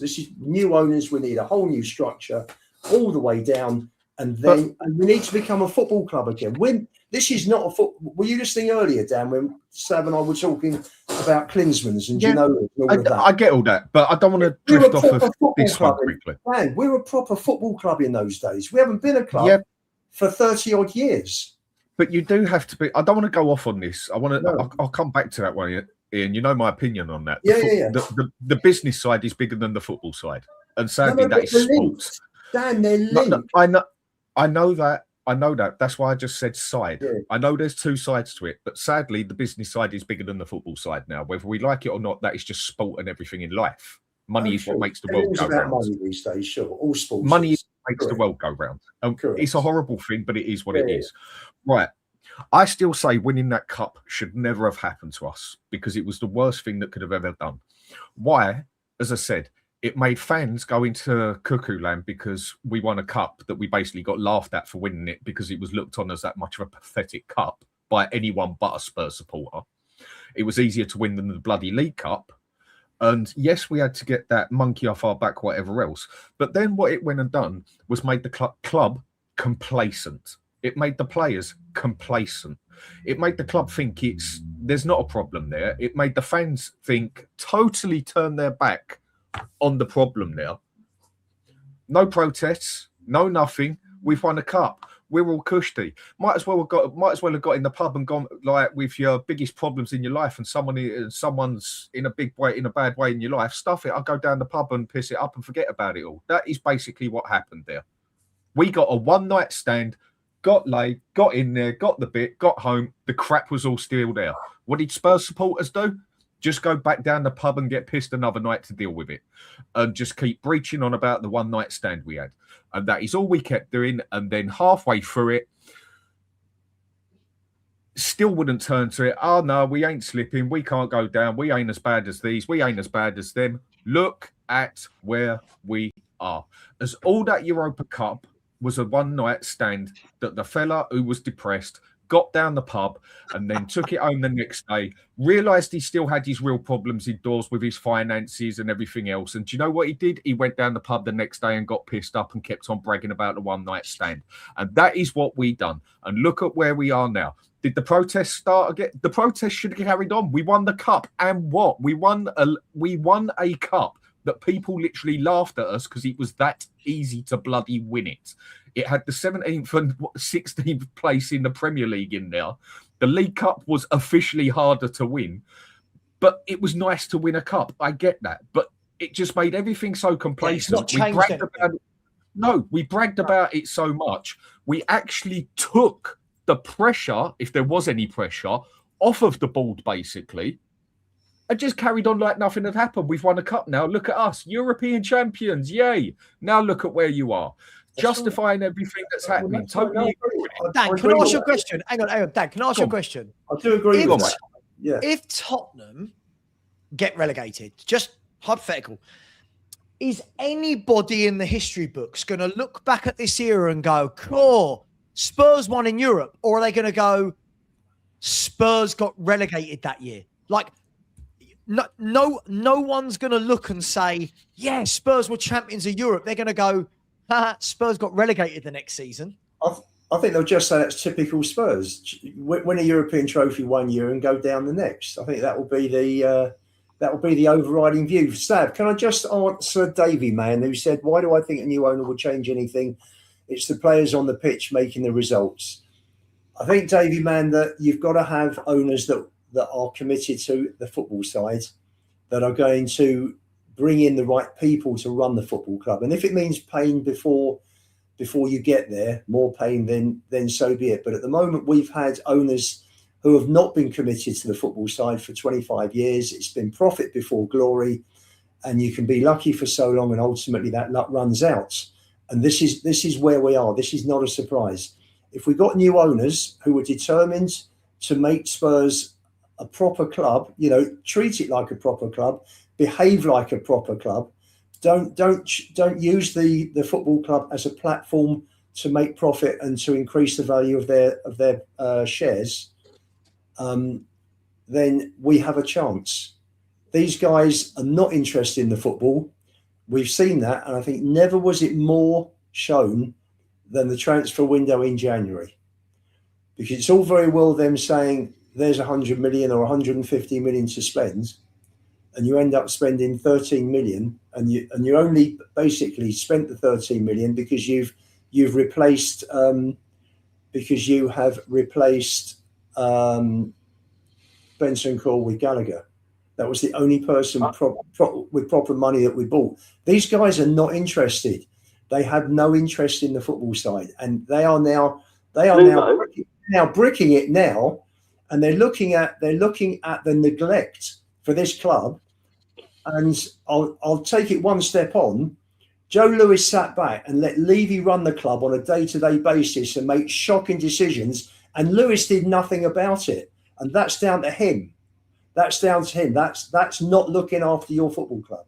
And he's the senior shareholder. Look, what's happened, Savva? You look like you've seen something. Just sorry, just before I bring you in on the other stuff, Matt, he's just tell me you're Spursy without being Spursy in two posts by Alistair Gold, right? Look at this, right? This is just hilarious, right? We're going to Anfield, right? When these people are going to me, oh, Savvy, you're so negative. We're going to Anfield, and he said, yep, Romero and Paulinho are both out. Mickey is also out. Basuma has a problem, and Conor Gallagher has a fever. You're just like, who on earth is playing in this game at Liverpool? Like, this is mental. This is absolutely mental. Going to make his debut against the Premier League start against them, obviously. Oh, God, sorry, Mads. God, welcome. I wanted to, thanks for letting me on, Savva. It's a good show. I've been listening to you guys while I've been working, and I wanted to come on and give a slightly different take. Well, it's not a different take, because I do agree with everyone's analysis about that. Again, I'm of that mantra that everyone's right. in the current state of things, everyone's bloody right about this club. I see things ever so slightly differently.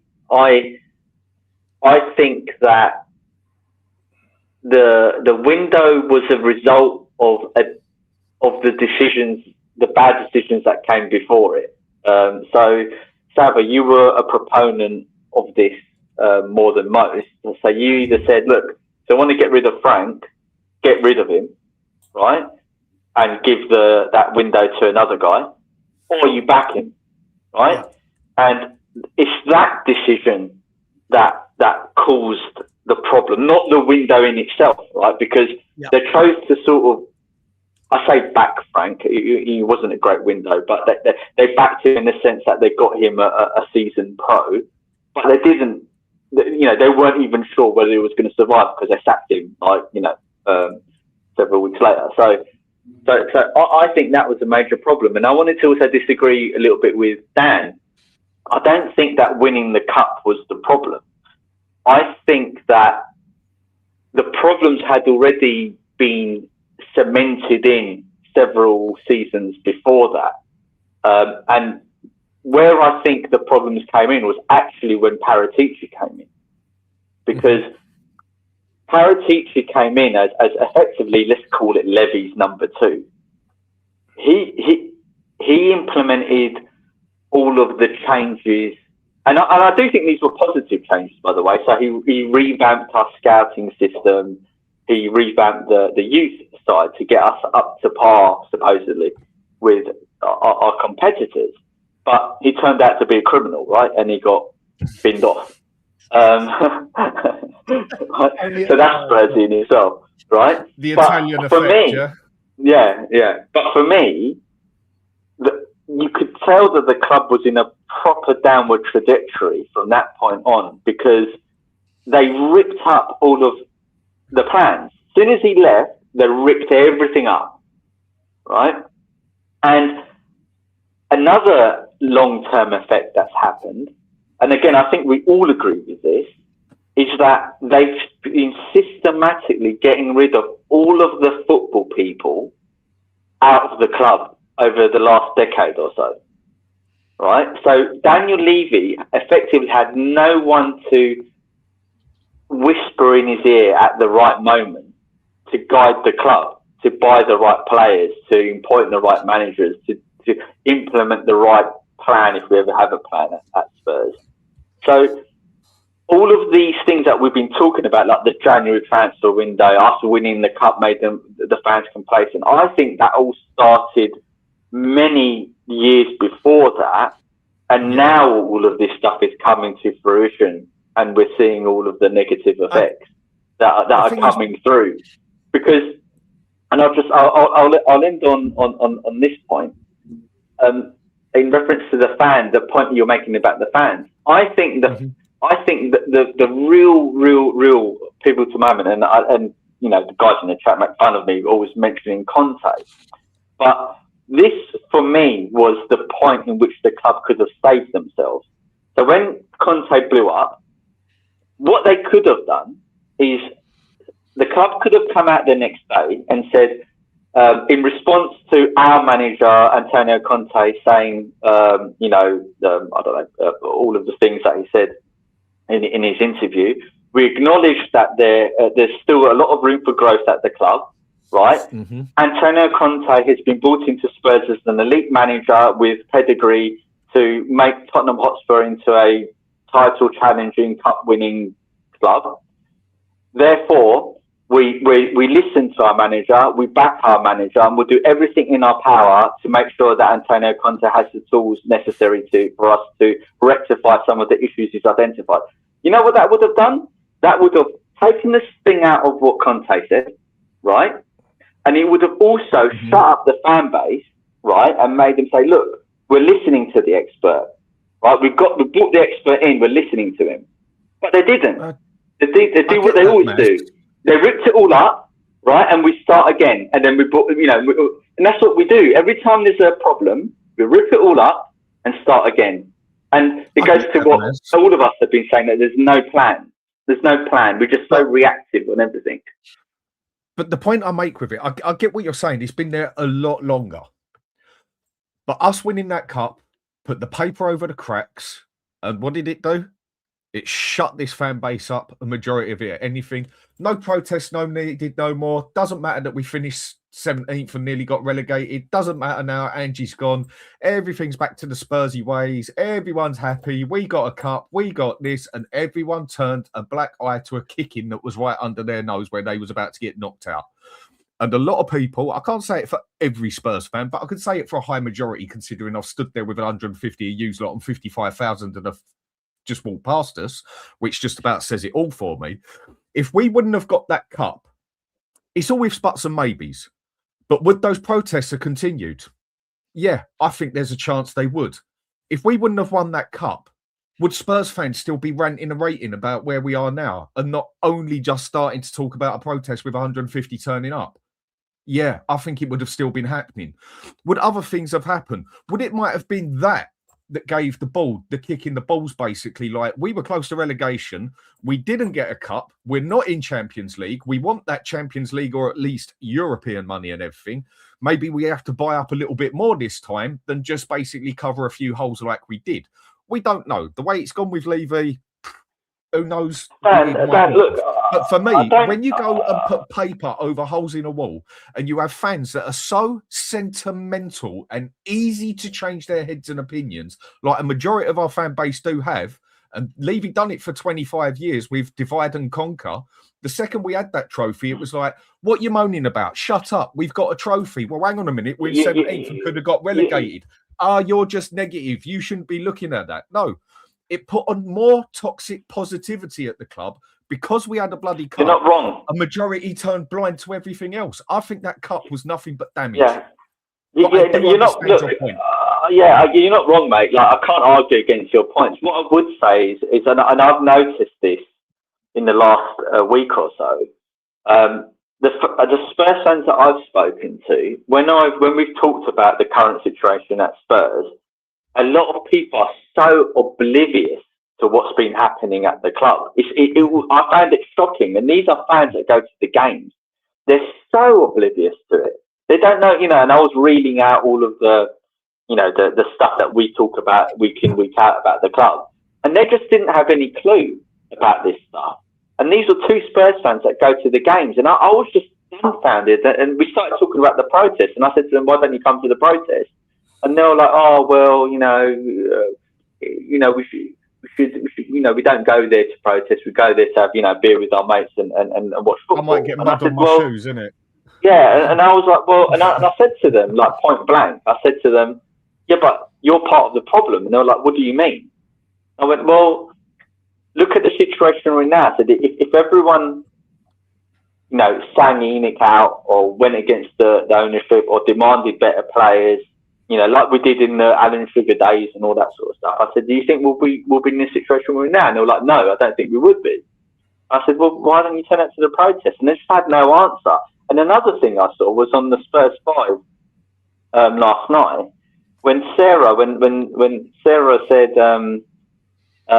she goes with 11 of her friends and family, right? And they know all the problems. And she's asked them, why don't you go? And they're just like, oh, well, we go there to support the team. And that is the problem. There's not enough people that are willing to speak up. It's like a malaise. It's like a malaise at the club.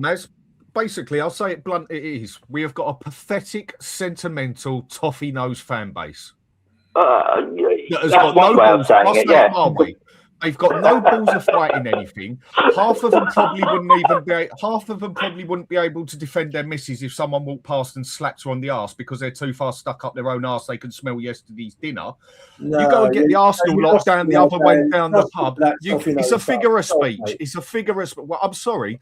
I'm only going by what I see and when I've been there, Lubo. Yeah, different times. When that Arsenal lot can get about 8,000 together, have punch-ups with each other, and then all of a sudden think divided and conquered, team up together and get what we want, and we get 150 of us standing past with 55,000 people either giving us the finger, dirty looks, or just, yeah, boys, I'm sorry, I don't have much respect for this fan base. Look, can I do some super... Let me do super chats, then I'll bring you back in. I mean, look, I get your point, Dan. I do think you've gone like... so to that side, but I get your point. Let me do some super chats quickly. Big up to my man Steve. Where you been, Steve? You know what's happened? You got a girlfriend and then you just forgot about all of us, didn't you? We know. I've seen many of my mates do this. Big up to you, my man. So big up, guys. Hope you're doing well, Spurs aside. Everyone always says that to me as a Spurs fan. They never start with you all right. They always say, other than Spurs, are you okay? So, yeah, big up to you, Steve. Thank you very much. He's come back in. And again, when I talk about having a plan and a way of playing, Bodo do it brilliantly. Bodo do it brilliantly. Somebody should get their hands on that Bodo manager or the Bodo scouting team because they are a very, very good little team. Big up to you, Steve. David in Cornwall, big up to you. Said, Savva, can we have the fur and redknapp at Spurs? Not right now. I think they just showed Harry at Cheltenham with Jamie Redknapp. So not right now. You can't know. And maybe we get him at some point. Next week. Big up to yeah. Sorry, do you want the job, Harry? Oh, I've got a couple of races going on this weekend. Can I take it after the Atletico game? Big up to Jordan Coys, who said, very generous, said, where we are as a club right now, I wouldn't feel any different if we was playing Burnley at home this weekend and not Liverpool away.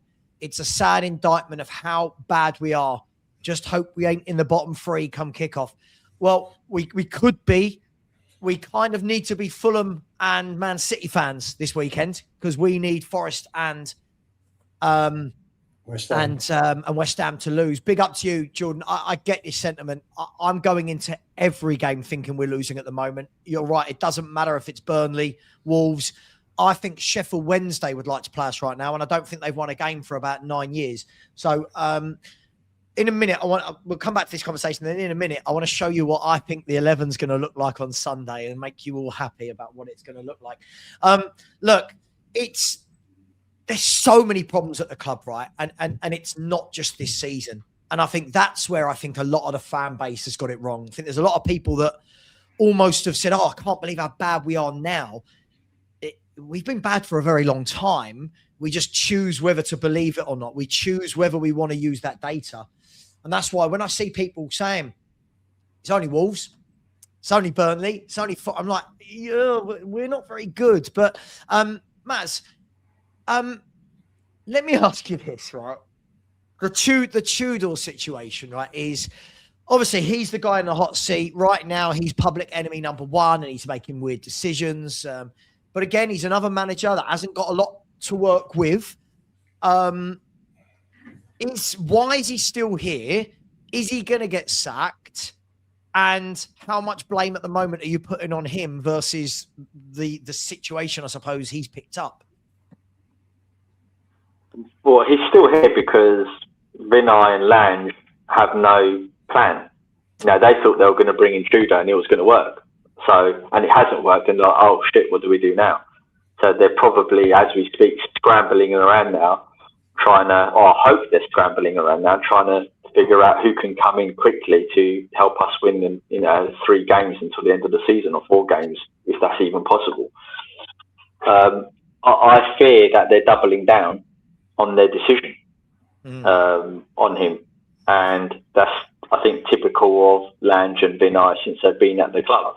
They think, this is where I agree with you, Savva. They think that those signings that they made in the summer was enough, and maybe in a confident team there would have been enough, but we're not a confident team, and everything has gone regressed, and they're incapable of learning from their mistakes.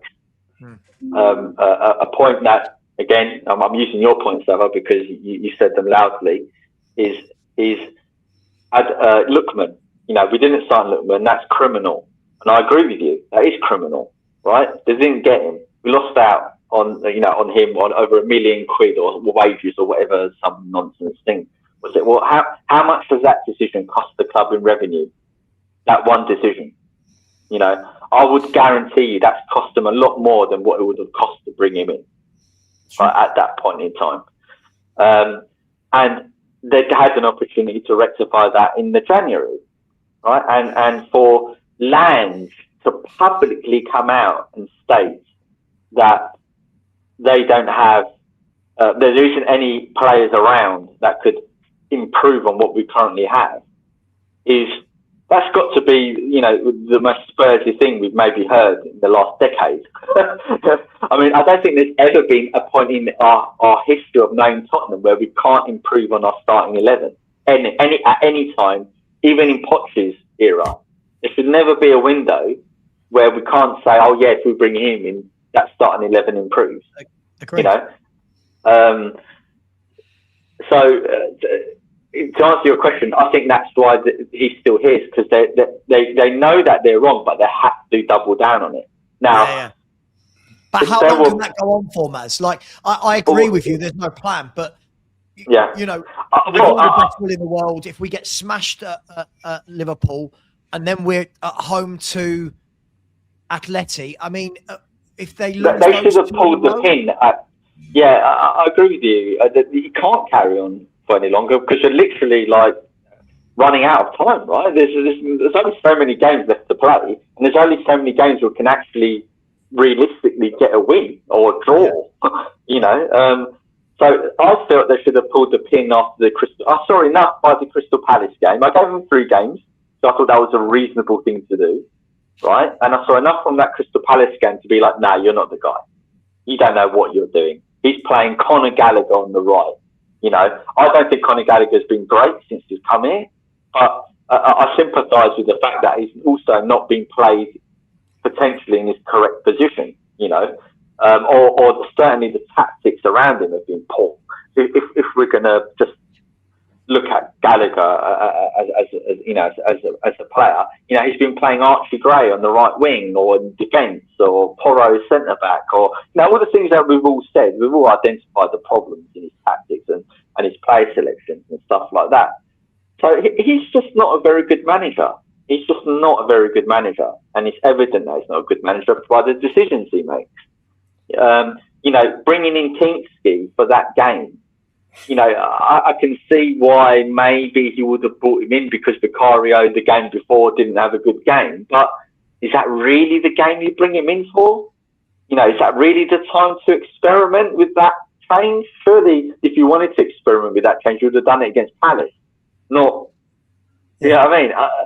And I don't think is a relegation battle and a Champions League a time to experiment anyway? Surely that exactly, precisely. And I'm not saying anything beyond the realm. It's not. I'm not saying anything revolutionary or clever. I think these are just obvious things that any average football fan would know straight away. Apart from maybe Matt in your chat, he wouldn't know it. But Lee. No, one sec. So I'm waffling a little bit, but I will wrap up. They need to make the change, Savva. Maybe they're thinking because we're going to get pumped by Liverpool, we don't want to bring in another manager to get pumped by another team, and the rot continues with the new manager. Maybe that's what they're thinking. Who knows, mate? Sorry if I've missed any of your questions that you asked. No. Maz, you're being trolled, mates. Lee Enigma 27. Who let this fraud Maz on? I'm calling his boss. Yeah, we need to. I need to reach out to Lee. He needs to come on our show at some point. How you doing, Lee? Tudor is on the TV screen right now. I don't know what he's saying. Obviously, I've got the sound off, but Tudor's speaking right now. The headlines coming out of this, as we just showed the team news, I believe there's 13 players unavailable for Tottenham this weekend. 13. Now, I don't know, maybe you guys want to tell me I'm wrong here, but I make it something like this. I genuinely don't know who else there is. Basuma's out. Bentancur's injured. If Gallagher doesn't make it because of his fever, right, Bergval's injured. Destiny Udogi's not fit. Paulinho and Romero with the concussion, which might mean they're out for the Forest game as well, I believe, if you look at the protocol. Maddison's out. Kulu's out. Odeber's out. I can't see... Savva, did you just listen? Hang on a sec, Maz. Did you actually just listen to any of that? I've not heard any of it, mate. I've not heard any of it. What's the? He basically if I've heard it right, he's basically just gone and done a Conte, but done it in a much nicer manner. He sat there and he blatantly said something. They had to beep it off and said the problem isn't just the players. It isn't just in this. It isn't just in that. It goes deeper than that. He basically said the problem is the whole club. And he kept it very cool, calm, and calculated. If I say that's a relegation, though, have respect. He said he claimed the guy we bring in to save us is the guy saying everything's shit. Tudor claimed that he is not about all this bullshit when assessing Tottenham's dire form, and has called on his players to stand up ahead of Sunday's trip to Liverpool. Mm-hmm. What else did he say here? When asked about how tough this week have been following Tuesday night's defeat, Tudor said tough for sure, not just because of the last game, but because of the period. Not an easy situation, not an easy moment. Big challenge to change things. Like everything in life, you can choose how to see the situation. You can cry or you can fight. You can be the victim or you can change something. This is the message I communicated to the players. The bottle is either half empty or half full. Those who stand up with the courage to change these things will become better people and players afterwards. I said it's about all of us, not about all this bullshit. There you go. I mean, the worrying thing for me is... He said a lot more than that, Lubo. No, I've just got Alistair Gold's email that Football London that's come across. When Alistair Gold puts all the quotes on, I will bring it up. But he brought up the whole club. With this, he's not... First of all, he's not telling us anything we don't know, right? Like he's not telling us anything we don't know, and that's fine. But isn't the reason this guy was brought in was to save us, not to highlight what a shit show the club is? Like exactly. It's look. I don't even know what to say. I don't know what to say.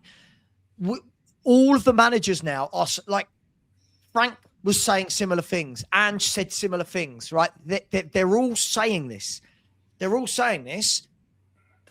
This is why I can't see that we stay up, guys.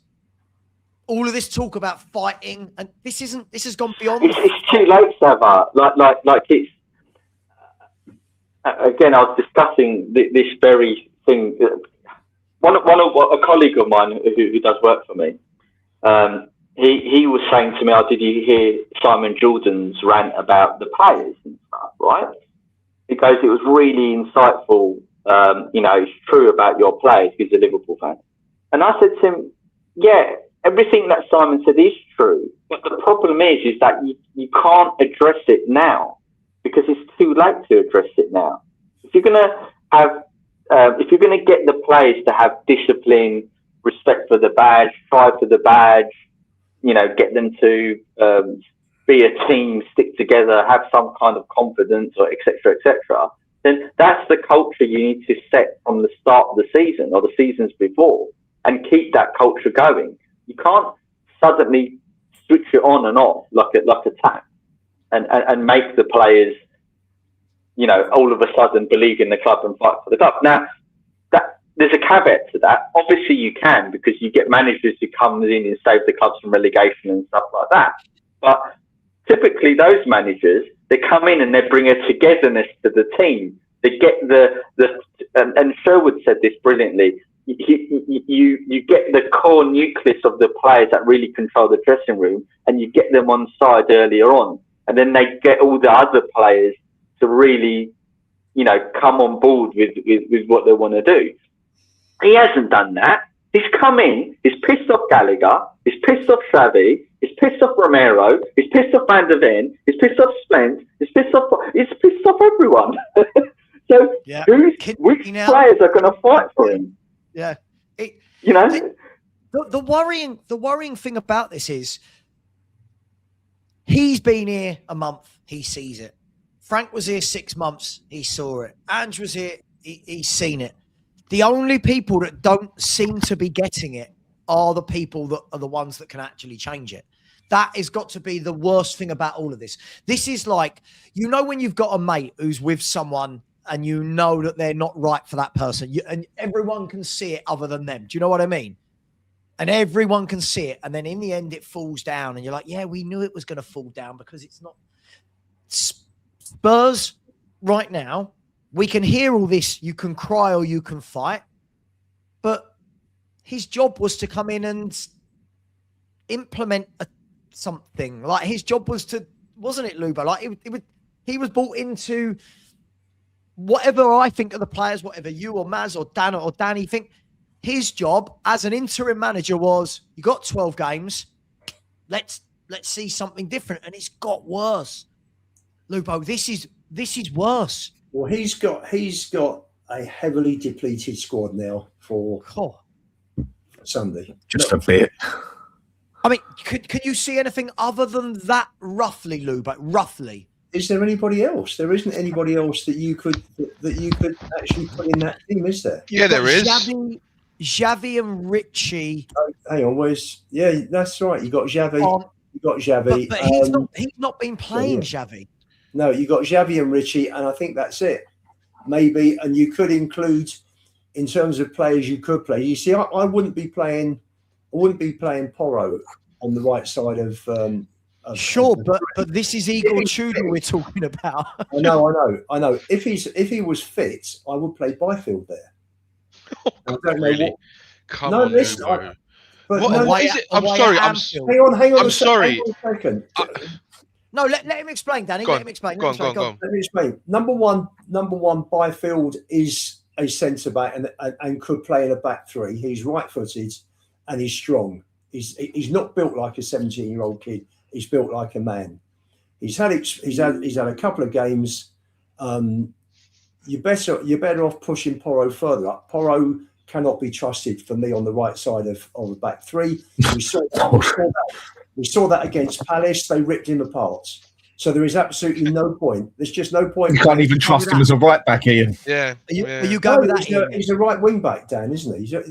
I've been saying it for years, mate. He can't defend for more money. He's terrible. No, so for me, get him out of that three. You play Byfield there. At the end of the day, we're going to get hammered, but at least put round pegs in round holes. That's all I'm saying. What an awful football team that is, by the way. I would, Savva, I agree, right? You know what I would do? I would, at all costs, do not play a back three. I think they will cut us open like anything. I think we really need to play like Burnley now, like a Stoke of old, like 4-5-1, right? You know, just pack out that midfield, pack out that defence, right, and be ultra defensive, and just hope that we can hit them on the counter. That's what I would do. I agree. Yeah. I agree, Maz. I think you're right there. I mean, when we've got our full team, on me personally, I still think the playing with wing backs and three at the back looks better on paper. And when you look at a lot of the players, they've done it most of their career. Romero did it. Danzo did it consistently. Porro did it consistently. Do you know what the problem is, Dan? Udogu did it. Hang on. But it just doesn't seem to work any time we do it. So in that aspect, I couldn't get that any more wrong. You've got to have You've got to have the right players. It's the thing we keep talking about, right? And we have paper, but it just don't work for us. It really we haven't had them, Dan. That's the problem. We haven't got them. That's the point. That's the biggest problem. I went through this with, I think, Lubo yesterday. When you look at, there's no six in there, is there? Right, we've got no strikers. We've got no wingers. What are we doing here? When you look at about this lot, hang on, guys. When you look at clubs that play the three at the back and do it successfully, right? When you look at Inter Milan have got a Barella that sits in front of that three and controls it, allowing the centre backs to split because he sits in there, right? Juventus have it with Locatelli. By Leverkusen have it with Garcia. Was it Grimaldi? Garcia? It was one of them, wasn't it? Grimaldi's the left back. Grimaldo's the wing back. They have it with Garcia in midfield, right? We don't have it. We don't have someone that could do that. So what happens is we play three at the back. We play three at the back, and then what happens is they've got no midfield outlet to give the ball to, so they end up just going long, and it bounces straight back. This is the problem. This is the problem with any formation, by the way. If you don't buy your Locatelli, if you don't buy your ball-playing midfielder, that's I do agree. I wasn't saying play this team in that way because every time we've played three at the back, it looks shockingly bad. But at the start of the season, with all the players we had, and you could have stuck Paulinho in front of there, all these players, a lot of them are actually very experienced at playing three at the back. Danzo did it. Romero did it all the time before he came to Spurs. Porro was always playing as a wing back. Udogi was always playing as a wing back. You know, quite a few of the players at the back, they are very experienced in playing that way. But I agree with what Savva said. If you haven't got the midfield to then take it to, whereas the closest we would have had this season is you could say Paulinho covering them and then taking it from there as such. But at the moment, every time I've seen 3 at the back for us, it does not work. So I'm saying don't do it. I'm just saying on paper. No, I get it. When we've got our full squad, it still looks like the formation to use, a 3-4-2-1 or 3-4-1-2, but it has not worked for us. So I'm agreeing that I've got that wrong for us. I'm agreeing with Maz now. Do you know what? Shut up shop. Stick 4-5-1 on there, or even stick it at 4-1. It's funny that do we even have a 4? Do we have the players to play the 4-5? Like, if you're looking at it, right? Other than Sarr and Gray, and again, we don't know if Gallagher's going to be fit. Other than Sarr and Gray, who are you packing in the midfield to make it a 5? Who are you putting in there? I'm going to put Pape Sarr there, mate. I'll take it. Basuma's out as well then. Yeah, but so they said Basuma's got an issue. I mean, we know he's got issues. But yeah. Is he actually out? Issue? Is he actually out? Issue, isn't it? But what do you do? But then that's why, you know, earlier in the show when I've got people going, "Cool, if we don't get anything at Liverpool, it's criminal." And you're like, hang on. Wait, has actually people said that? Yeah. Seriously? If I'm Liverpool looking at that team, I'm going, like, I mean, you think that midfield 2, sorry, close your ears, Lubo. That midfield 2 of Gray and Sarr has got to be the weakest midfield I've ever seen Tottenham put out, ever. Facts. Ever. That is worse than Skip so and... weak. Who was the other fella? Skip and... Winks. I would rather have Skip and Winks there over them 2 all day long. That is how piss poor. At the moment, yeah. I'm not blaming those 2, by the way. No, I'm not but knocking it's them. not their fault that they're crap. It's not their fault that they're that crap, Savva. It's just they're the ones there. You lost me again, Zach. You lost me again, Dan. I'm sorry. I would rather have Winks and Skip there. I think them 2, I have seen more off of them 2 in their careers, and I've seen better games of football off of them than I have done off of Gray and I have done off of Sarr put together. I just look at it and you go into Champions League games and have a solid Champions League game and actually be the main man in the game. I've seen Winks do it as well. Are there even any strong central midfielders from the youth team? Because Luca Williams-Barnett is tiny. He is slight. He is. Tottenham have a thing of loving weak players. He's a 10, Luke. They do, don't they? Yeah. What is wrong with our club, man?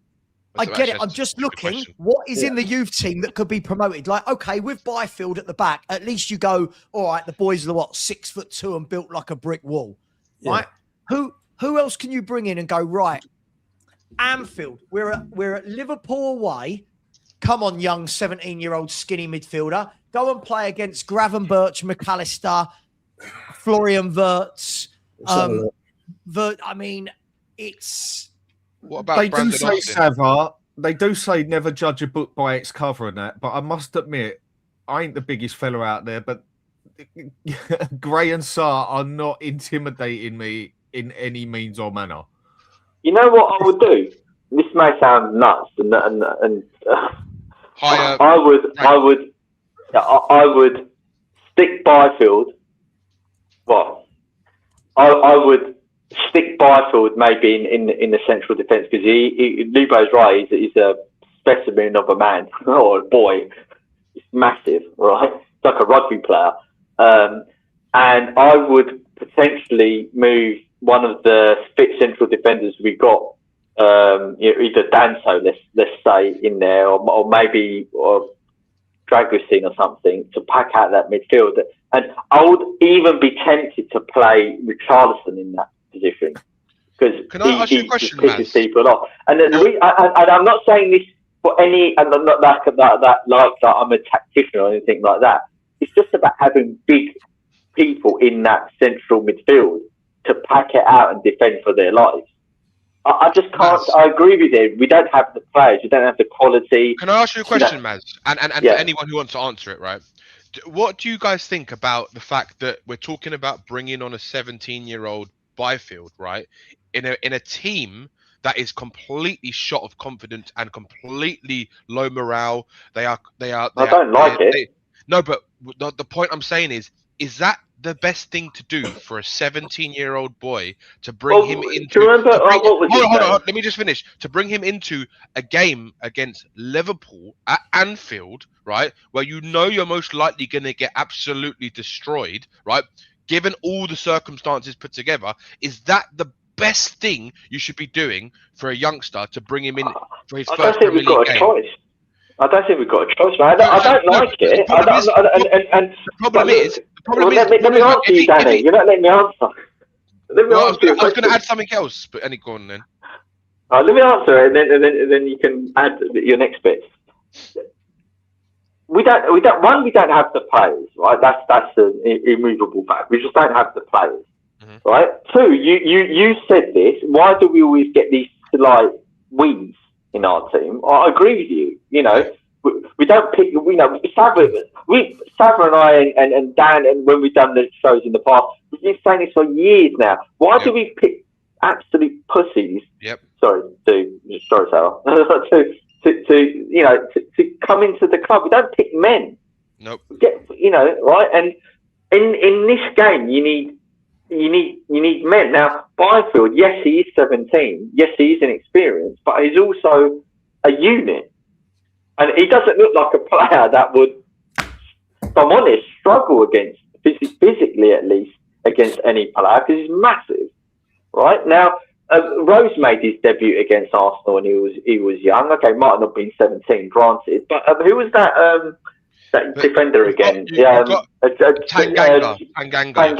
Yeah. He made his thing, and he played well, didn't he? Against Liverpool? Again, you're talking of two different scenarios. You're talking about a team when we had a lot better players, like the Kanes and Sons and all these kind of players, right? Even that 2-1 against Arsenal, right? We had a much better team, right?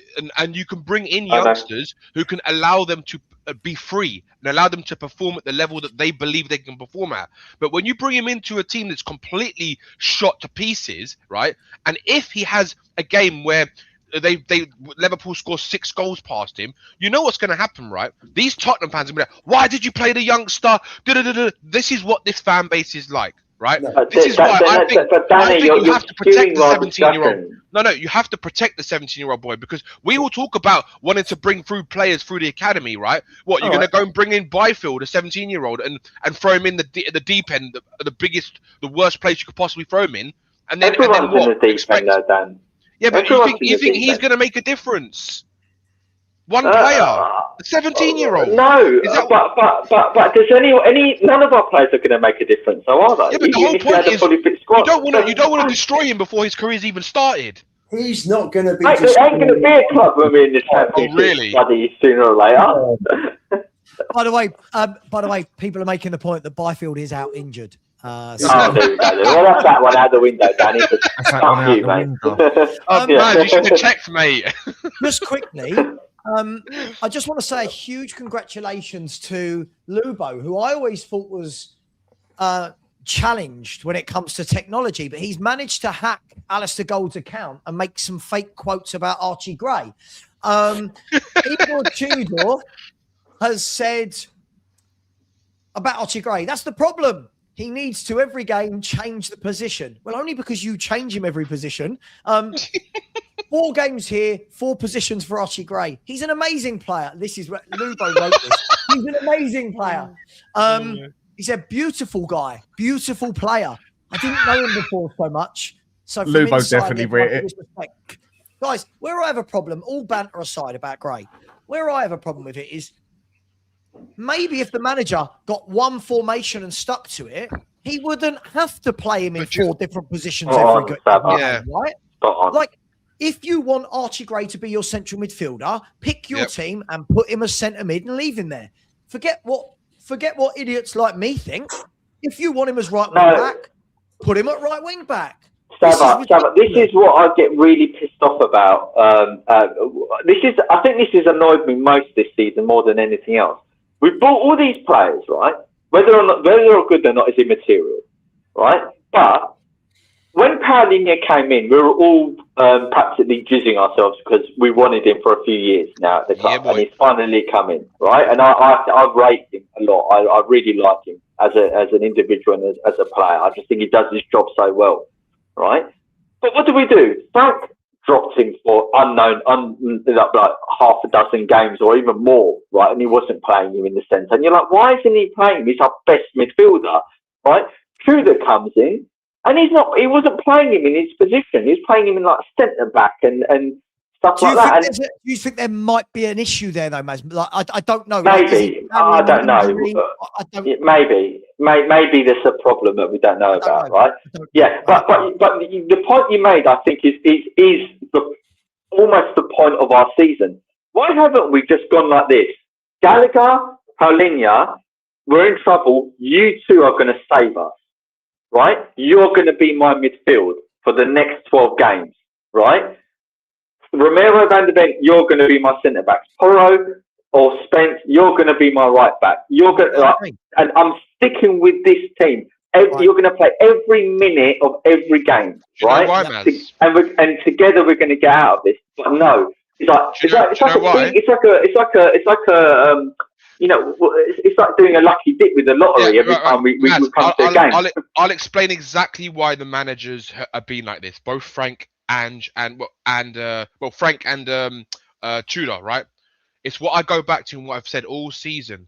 These players decide to turn up for a performance as and when they feel like it, right? So when the players are that inconsistent, the manager he's going to struggle to pick the same team week in, week out, because if he picks the same team one week, they do really well, and then the same team he picks next week, which he has done before, both managers, Frank had done before anyway, he picks the same team again, and then they have a complete opposite performance. How does a manager trust a player then when you are giving them inconsistent performances, which is exactly the reason why the managers are having problems picking their consistent but you're not going to get consistency chopping and changing, though. I mean, Savva, you've done coaching, right? So you're probably...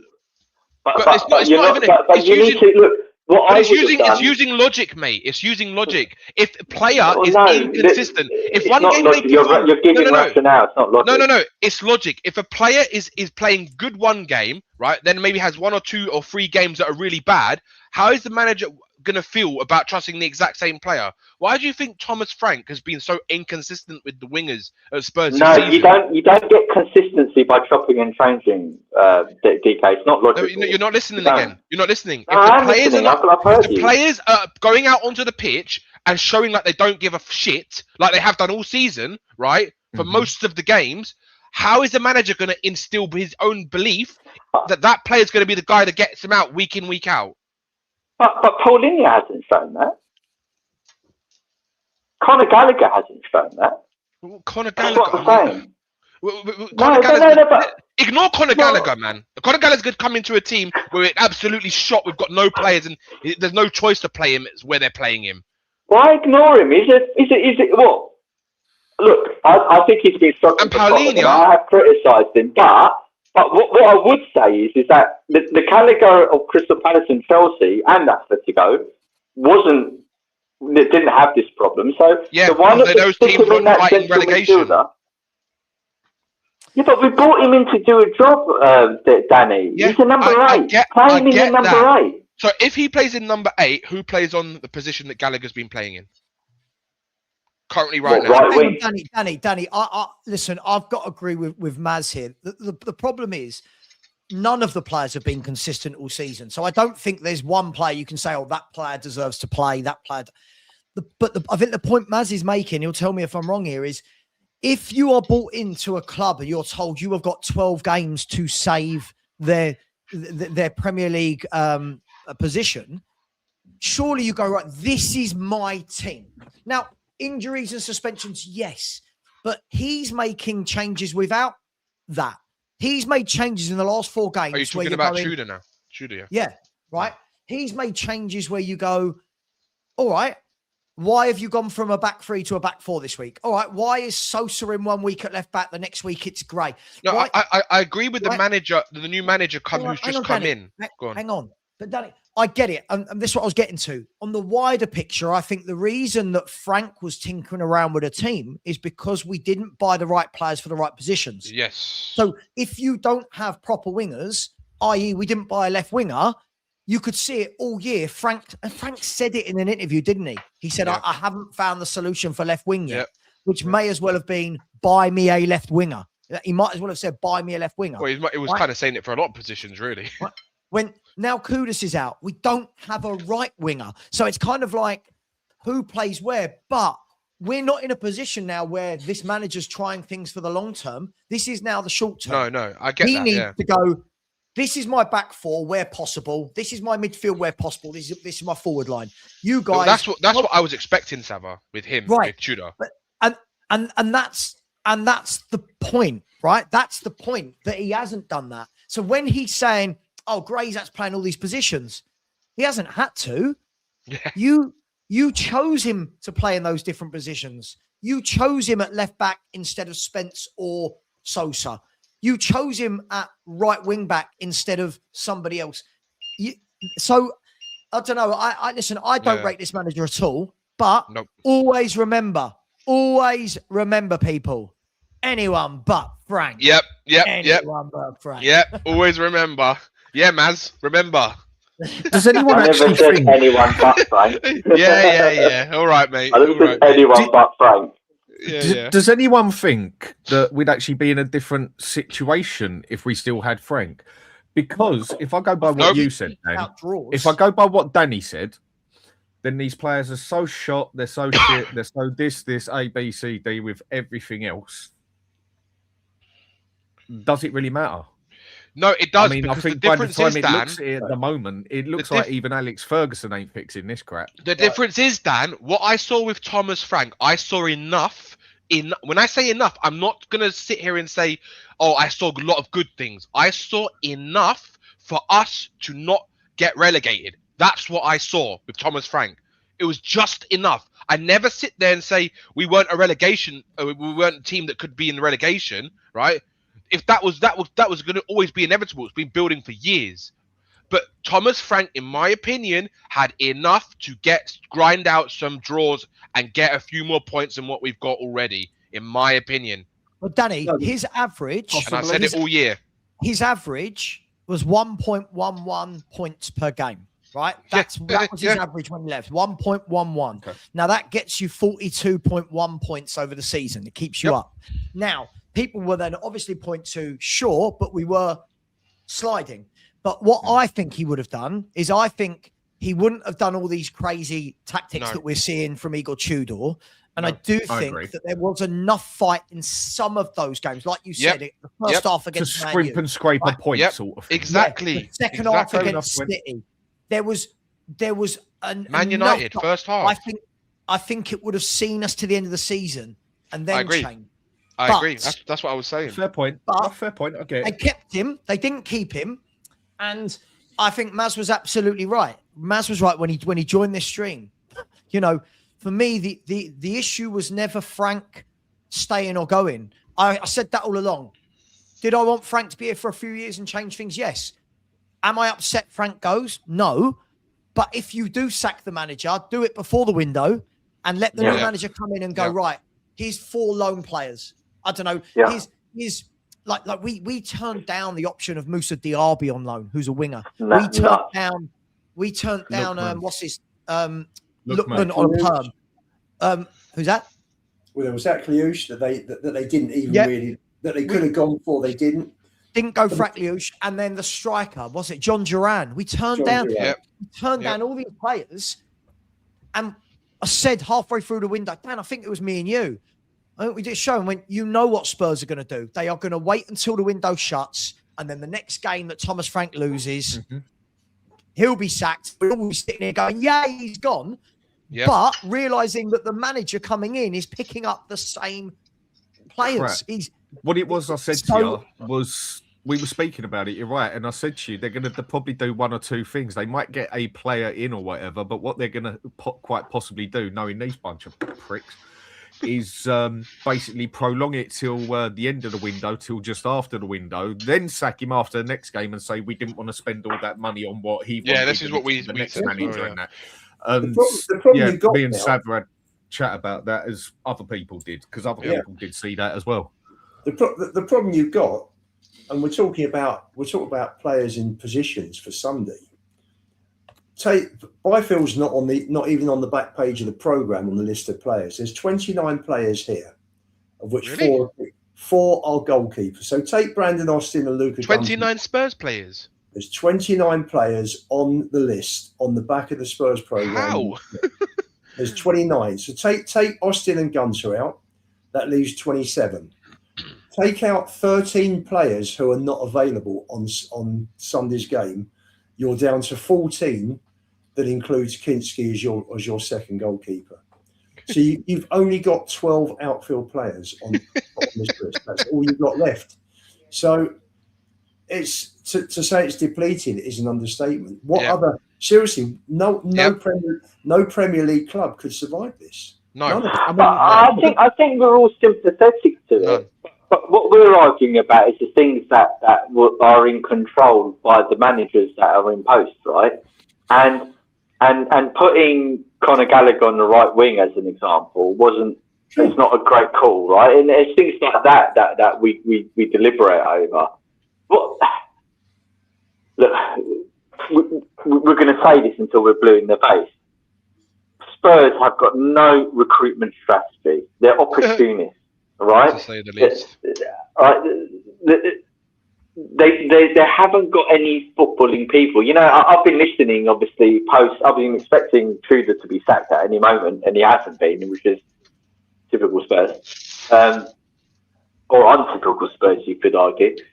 And you listen to all of the ex-pros, like Defoe and Waddle the other day was ranting about Spurs, and they're all saying the same thing. We don't have football people making football decisions at Spurs. Yep. We literally don't have doing it. Yeah, and it's like us going in, right? In fact, we would be more qualified than them to make the football decisions because we actually watch football, right? I don't think these people in the boardroom ever watch football. They can't be watching the same thing we're watching. Otherwise, they wouldn't make these decisions. It's mad. Yep. You know what, Maz? It's the sort of thing. I see where you're coming from. Yeah, I mean, everybody's got different gifts. Everybody's better at certain things than other people. Some things in life you just got it or you ain't. Basically, yeah. That's how I see it. And a businessman is very different to a director of football, in my opinion. They're two very different jobs. They've got links, but they're two very different jobs. And for me, that's like saying to someone who's worked in an office all their life, yeah, and then I don't know, as a dig at me that I couldn't do the office work. Well, mate, come down and do my job then, and work where I've worked in that, and go and do some door work on Brixton Academy and that, and tell me how you come out of that by the end of the night, yeah. And we'll see who's in a bit more of a state. It's just putting the wrong person for the wrong bloody job. And he's making business decisions, which on the business side may seem good at the time, but on the football side, they're terrible decisions because that is not what they've done as bloody jobs. Now, I still stick firmly behind that if I was to own this club as such, I mean, I know there's so much that goes on, but I'm just looking at it from, let's just say, a football manager point of view, yeah? I would quite happily keep Daniel Levy at this club all day long. Levy, you deal with that business side, mate. If you come in 12 foot... Lubo's head's about to explode. Yeah. And I would say, you deal with that business side. And I would say to Levy, if you even stick 60 foot within that, anything to do with a football, I'll take you down to the toilet myself. The difference is, and on that side of it, hang on, Dan. Go on. On the other side of it, I would want someone who is totally qualified on the football side to deal with the football. Levy, you stay over there, mate, and deal with all the business and all that because you're bloody good at it. Deal with it. Stay away from Can I No, Lubo, I want to say something. Dan, Lubo, you won't stop talking, Dan. You won't stop talking. Shut the... No, I haven't. What are you talking about? What are you talking about? What are you talking about, Lubo? Please calm down. You have monopolised it since you came on. I've spoken once. What the fuck are you talking about? Honestly, what are you talking about? Don't get started, Lubo, right now. Honestly, you don't want that. Guys, let someone else talk. Calm down. Just one of you, and then the next one. I just want to say one thing. Like I'm actually cooking, Lubo. So how the fuck have I been speaking all this time? Can we calm down? Can we just calm down just a tiny bit?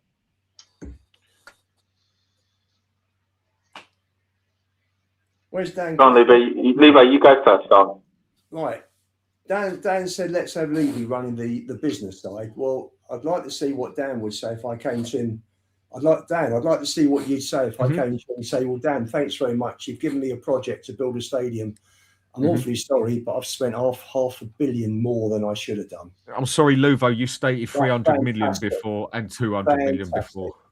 Fantastic. And listen, if whatever he's done, all the wage caps, pissing off chairman, not bringing the right players in because he's trying to scrimp and scrape and not buy the players at the right prices.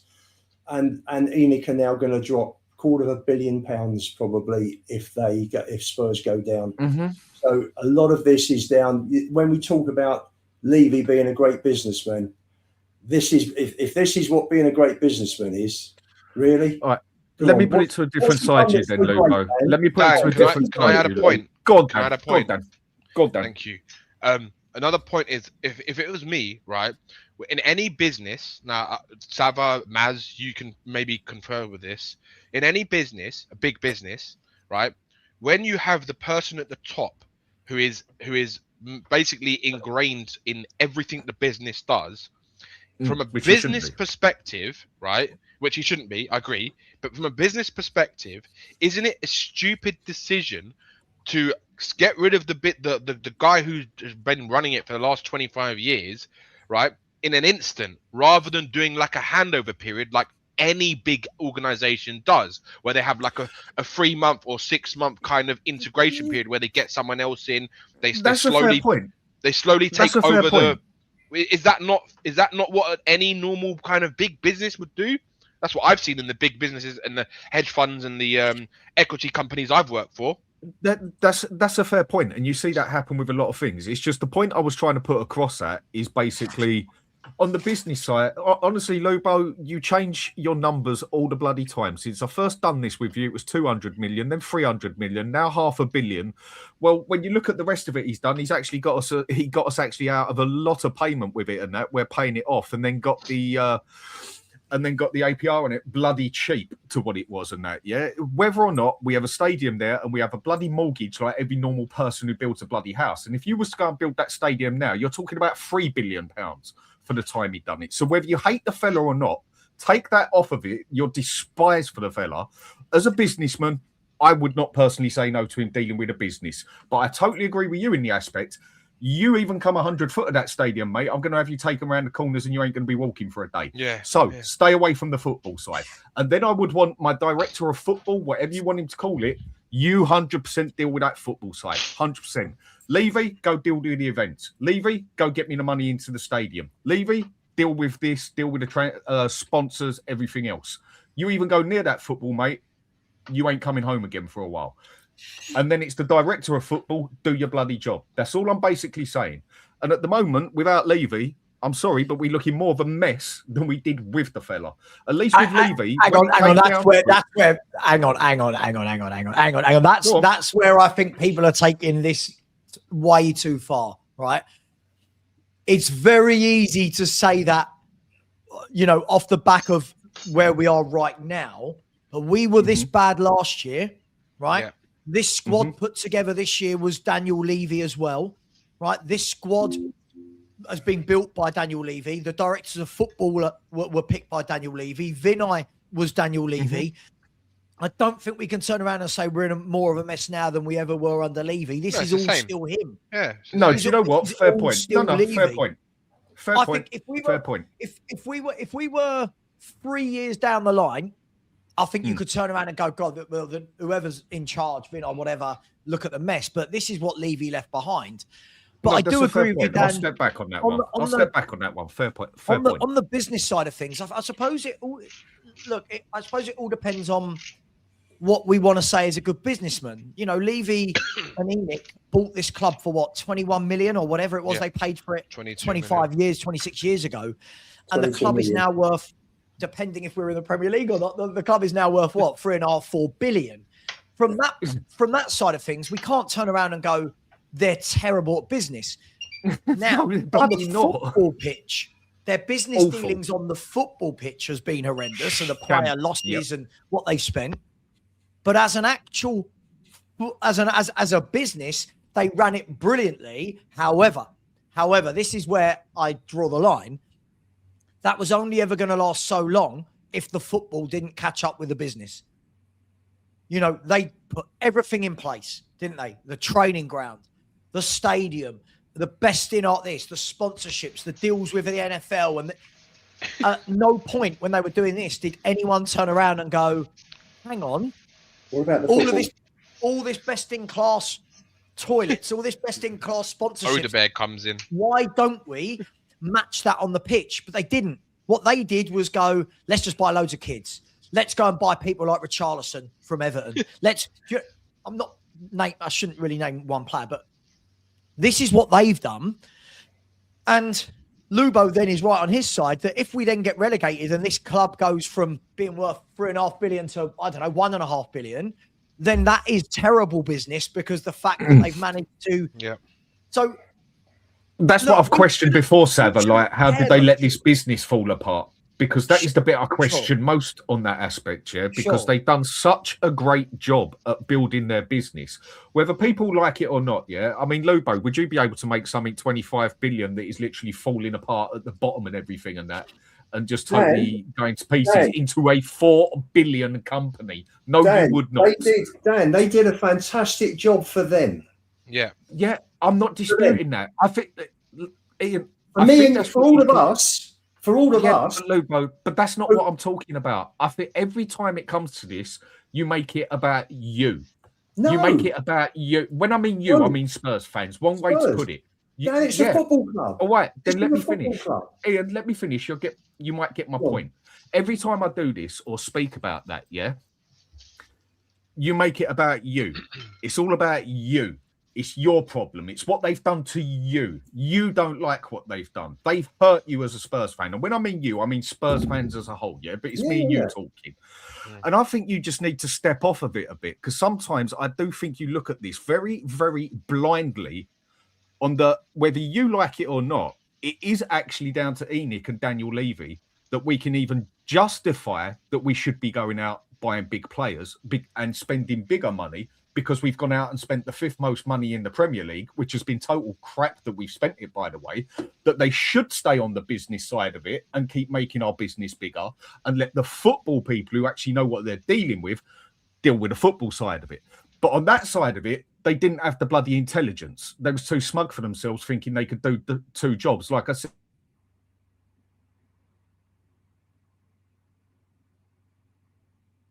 you're frozen, Dan.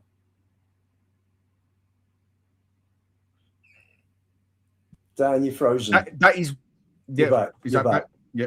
That is where they screwed up big time, basically. Yeah. They tried doing a job that they weren't made to do. But when it comes to the business side and building this club, you cannot take away from them what they have done. The only reason, Ian, you have even the audacity of, same as any Spurs supporter, to sit there and say, we are a big club, is because we've got money in our back pocket and we've got supporters. We're one of the only clubs that can actually carry ourselves, forget the relegation, but without winning cups and having to sell players. And we've got the power to go and spend 60, 70 million if we wish to do it. And like it or lump it, that is purely down to the business side of Levy. Now, the fact that it's been spent crap and atrociously and dealt with atrociously is also on that side because he should have stayed out of it. So you've got to look at both sides. You only ever look at one side. And when someone just looks at one side, people then start drifting off from it. So that's all I try and do, Ian, is be open with it. You've got to look at both sides of a problem, both sides of an issue. I look at both sides of a problem. Their job, I remember Levy coming out, they actually put a video of him on this screen before we left White Hart Lane. He was talking about, as the chairman of the club, we are custodians of this club. I remember him saying that, custodians. That means that they have a duty of care to the football club. They have bought a football club. Dan, they haven't bought a chain of restaurants. They haven't bought a chain of cinemas. They bought a chain of airlines.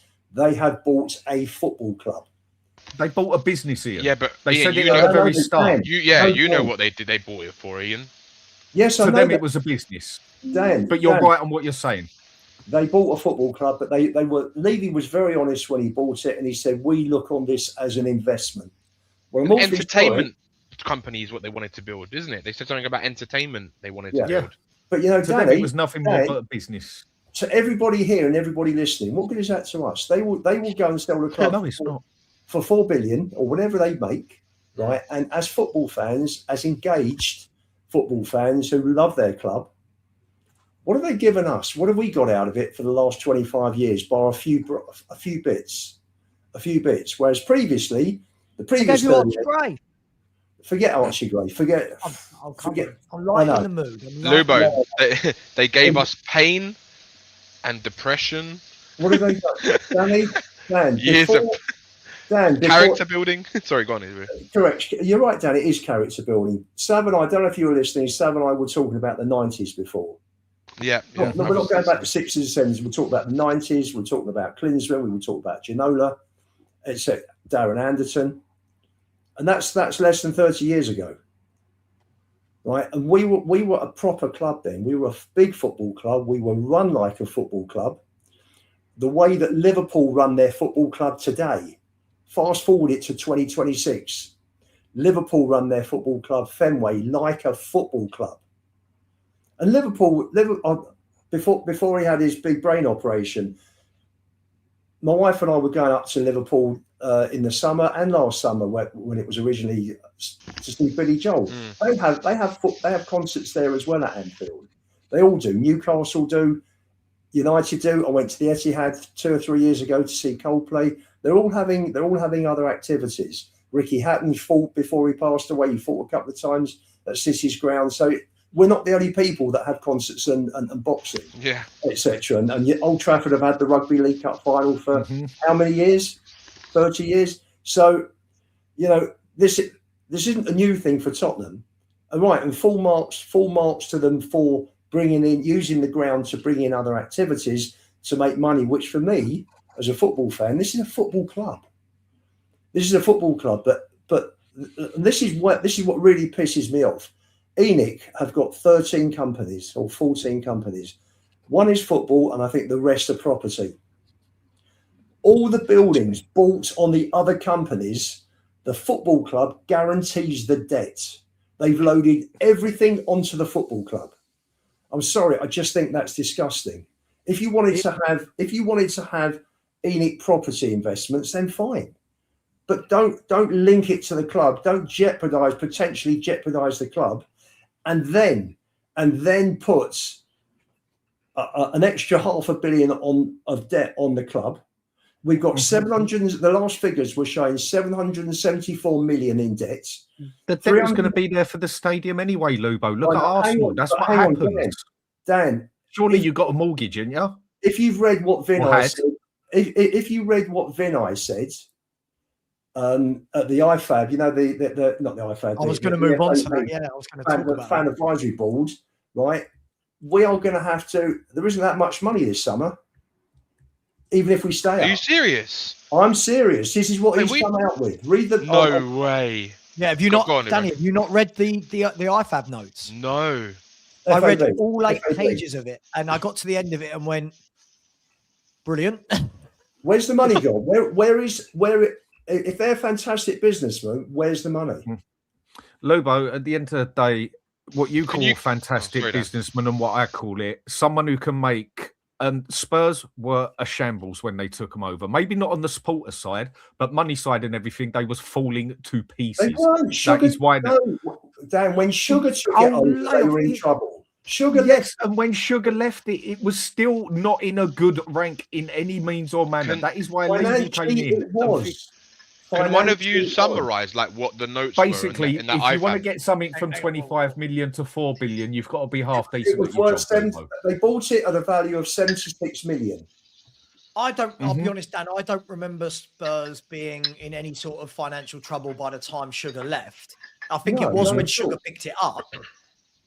I don't remember us being in financial trouble when we weren't left. in a good place. Okay, we weren't in the best of places, were we? I mean, you look at what we can spend now on that. Football-wise, yes, just won the League Cup. Yeah, but I wasn't talking about the football-wise. Whenever I start mentioning money, Lubo, I'm not talking about the football. Football-wise, we have been neglected so badly. I'll leave you guys going, all right? Yeah. Dan, Lubo, Dan. what did they say in the IFAB notes then? Like, what did it, like, if you can summarize it? Basically that Levy had left the club in a mess, and there's a lot of money to pay back. I think in the summer they're going to be short on money. Yeah, they're not going to be flush with money, should I say? Is probably a better way of putting it. Right. Yeah, and there's quite a bit to pay back. So basically, they're just using the same things that Levy used to say, but they're just now saying it instead, and hoping that it's gonna make the fans believe that, oh, because it's a different person saying it, oh, Levy fucked it up basically, and now we're gonna have to mess up sort his mess up, and we're not gonna have the money to do it, to get what you guys want. I mean, I think it's just laughable, isn't it? Because when you go back to the beginning of the season, oh, we want to invest, we want to be we want to win the Premier League and compete for the Champions League. I mean, this club can't stop lying. It's just unbelievable. This is the problem. Yep. I was told by a box holder who knew a few people at Spurs that basically under Sugar, Spurs had unlimited credit, but didn't have unlimited credit. That they still had a very healthy credit rating with the banks, but not quite as high with Enoch as it was with Sugar. Right. So if you're talking to me, Dan, about a fantastic businessman, then let's talk about Alan Sugar and Richard Branson. Let's not talk about about Daniel Levy. So basically, was it midnight? Was it just hang on, Dan? Lubo, it's just. Do you know what I think you've got a problem with? Yeah, just got two fellas talking to each other now. Yeah, I think you need to get something out of your system, mate, and that is hate. There's a reason that I don't use the word hate unless I'm talking about something utterly fucking disgusting like Brussels sprouts. I do not hate a single person on this planet. Why? Because for me, hate is just as powerful as love. People will go and do exactly the same things, but in the opposite way, for someone they hate as they will for someone they love.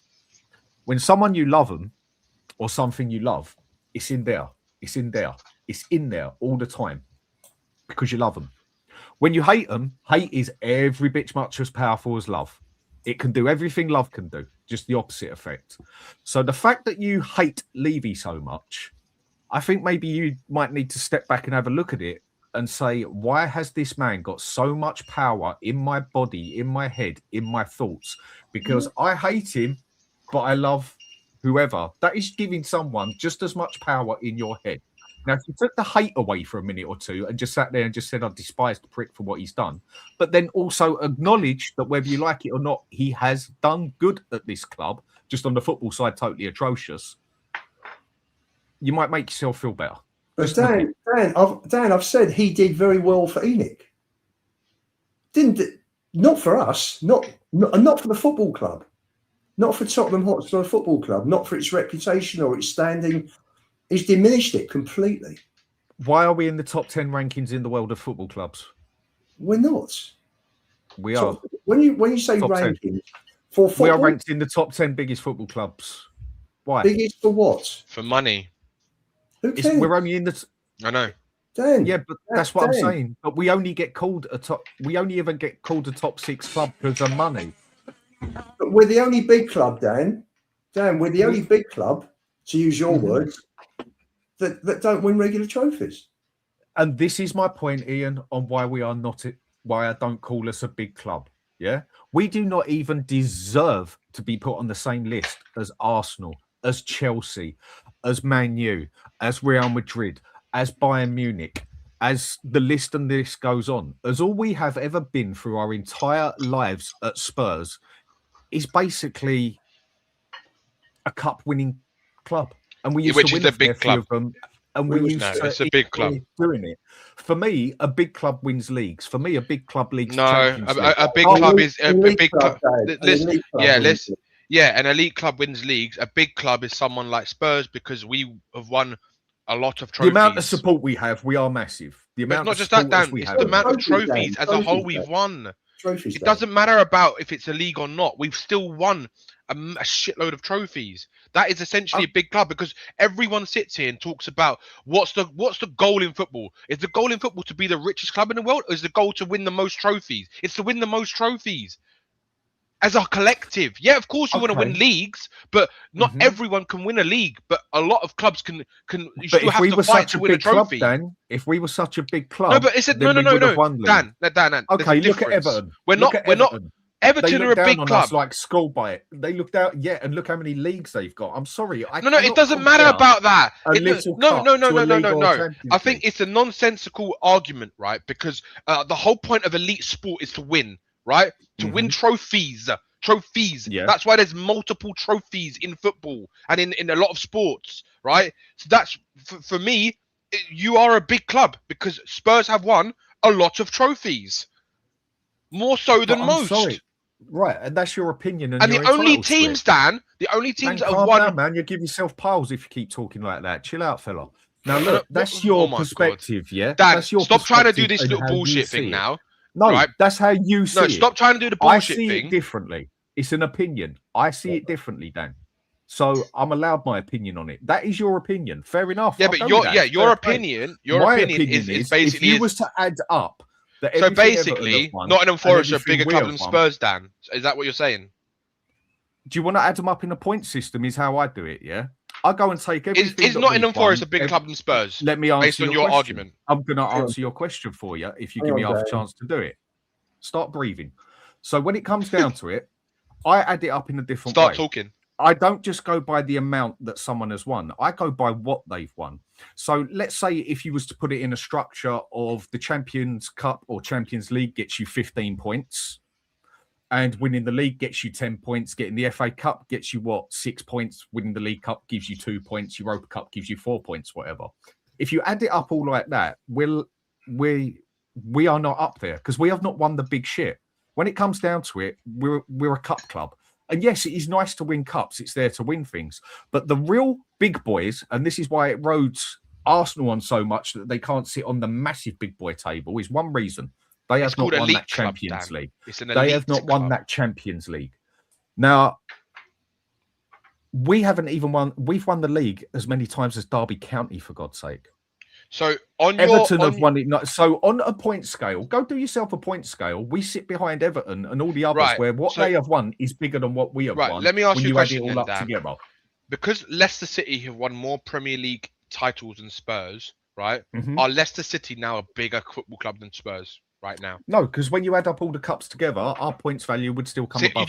Now you're changing the argument. Now you're saying no, I didn't. That is how I just described it. No, you said gave you add the leagues up. Of doing it. You just said no. You did. You said add the leagues up.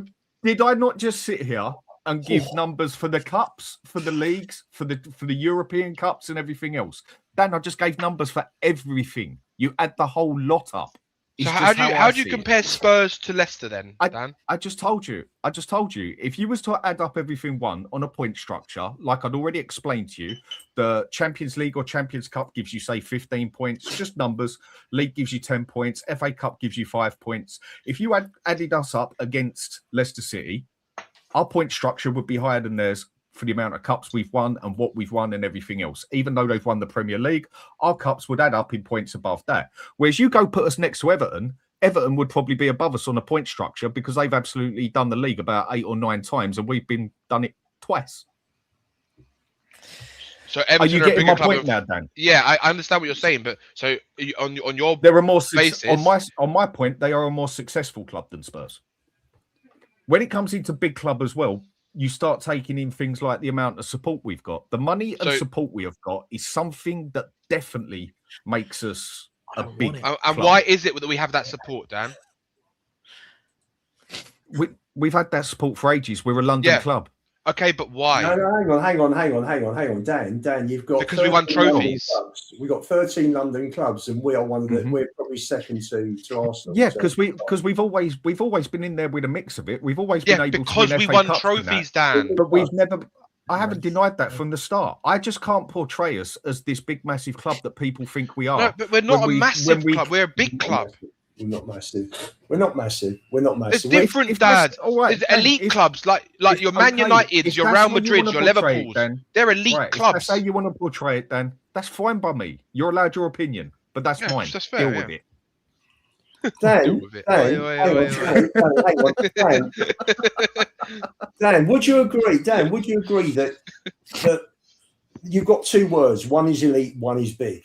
Obviously, elite is better than big, and for me, that's the difference. That's why I was surprised when Spurs were included in the Super League. Yeah, how was we was only ever in that because of money? Correct, 100% correct. And when you're talking about a Super League of elite clubs, we had no right to even be asked. There should have been somebody else that would have been bigger than us from another country that would have been winning the leagues.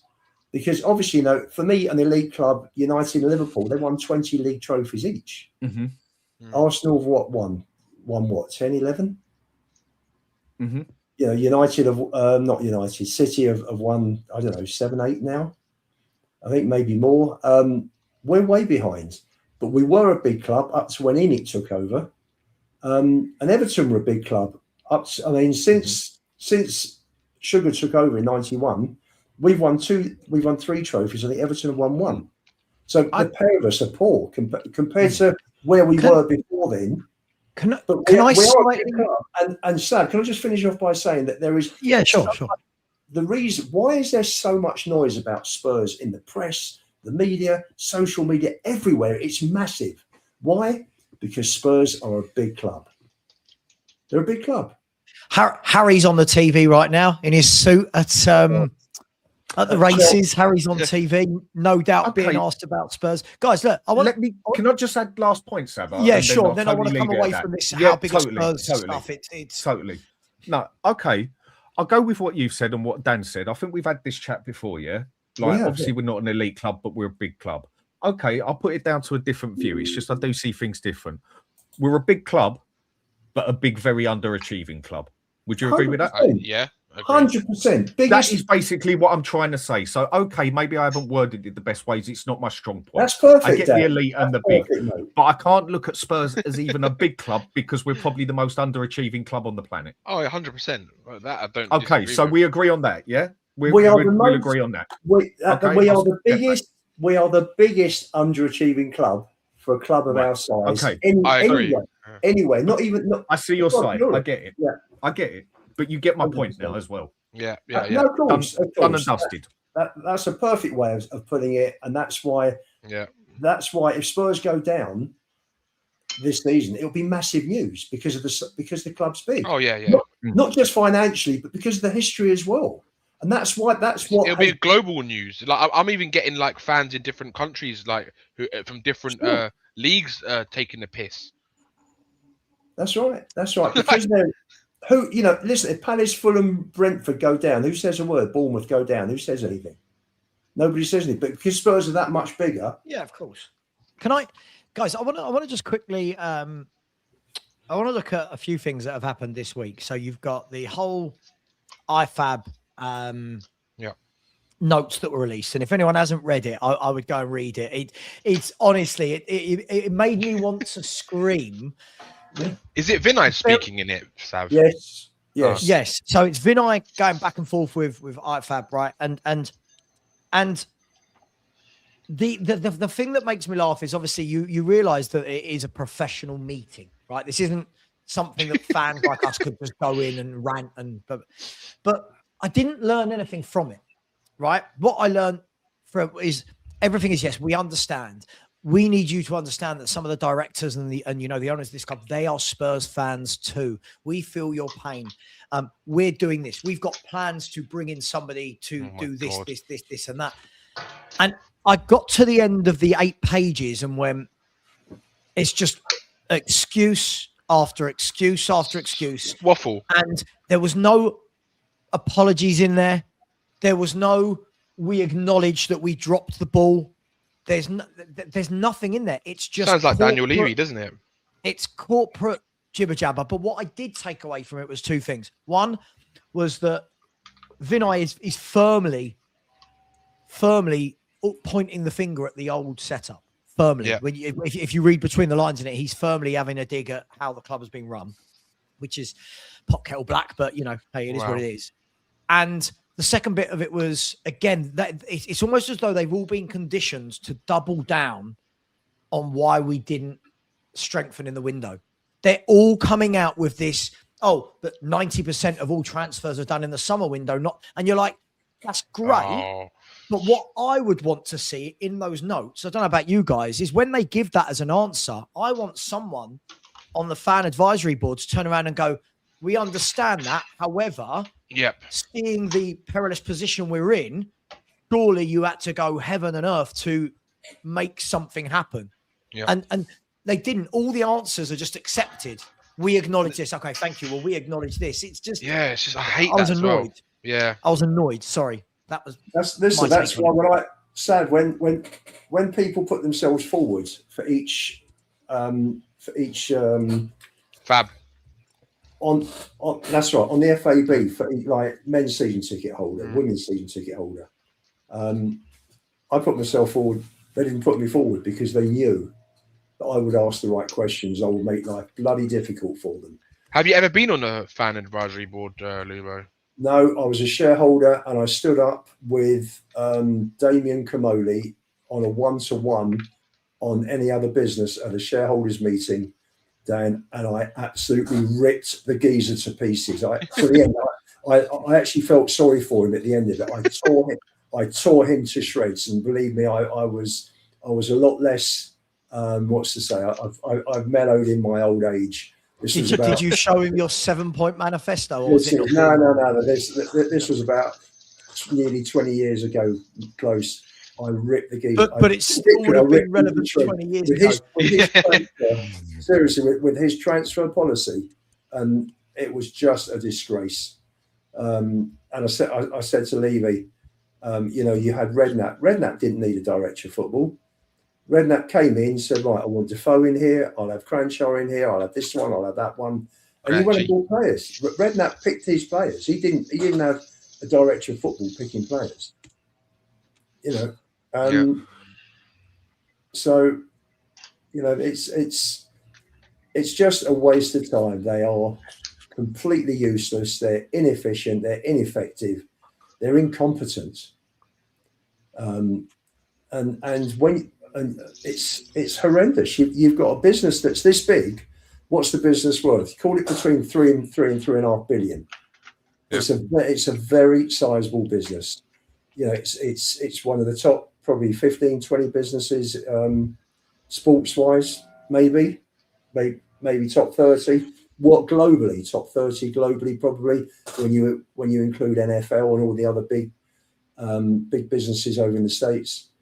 There is nobody with any nous, with any knowledge to do with the product that they are offering, which is football, on that board. And that's the biggest indictment of everything.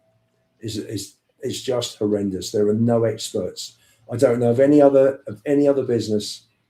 I said this story a few weeks ago. I went to a charity breakfast many years ago, and one of Richard Branson's MDs was speaking, and everyone could ask a question, and I said to him, "What's the secret? What does he do when he's looking to buy a new business?" And he said the first thing he does is he pinpoints a gap in the market, and then he goes and gets the best person from that area to go and potentialize that business and find that gap and build it. And look at him. He went and bought HMV, didn't he? Got involved in records. Got Virgin Airlines, revolutionised the airline business. Trains even got involved in. There's so many, and he brought experts in. He brought them in. That's what the best people do. The biggest entrepreneurs do.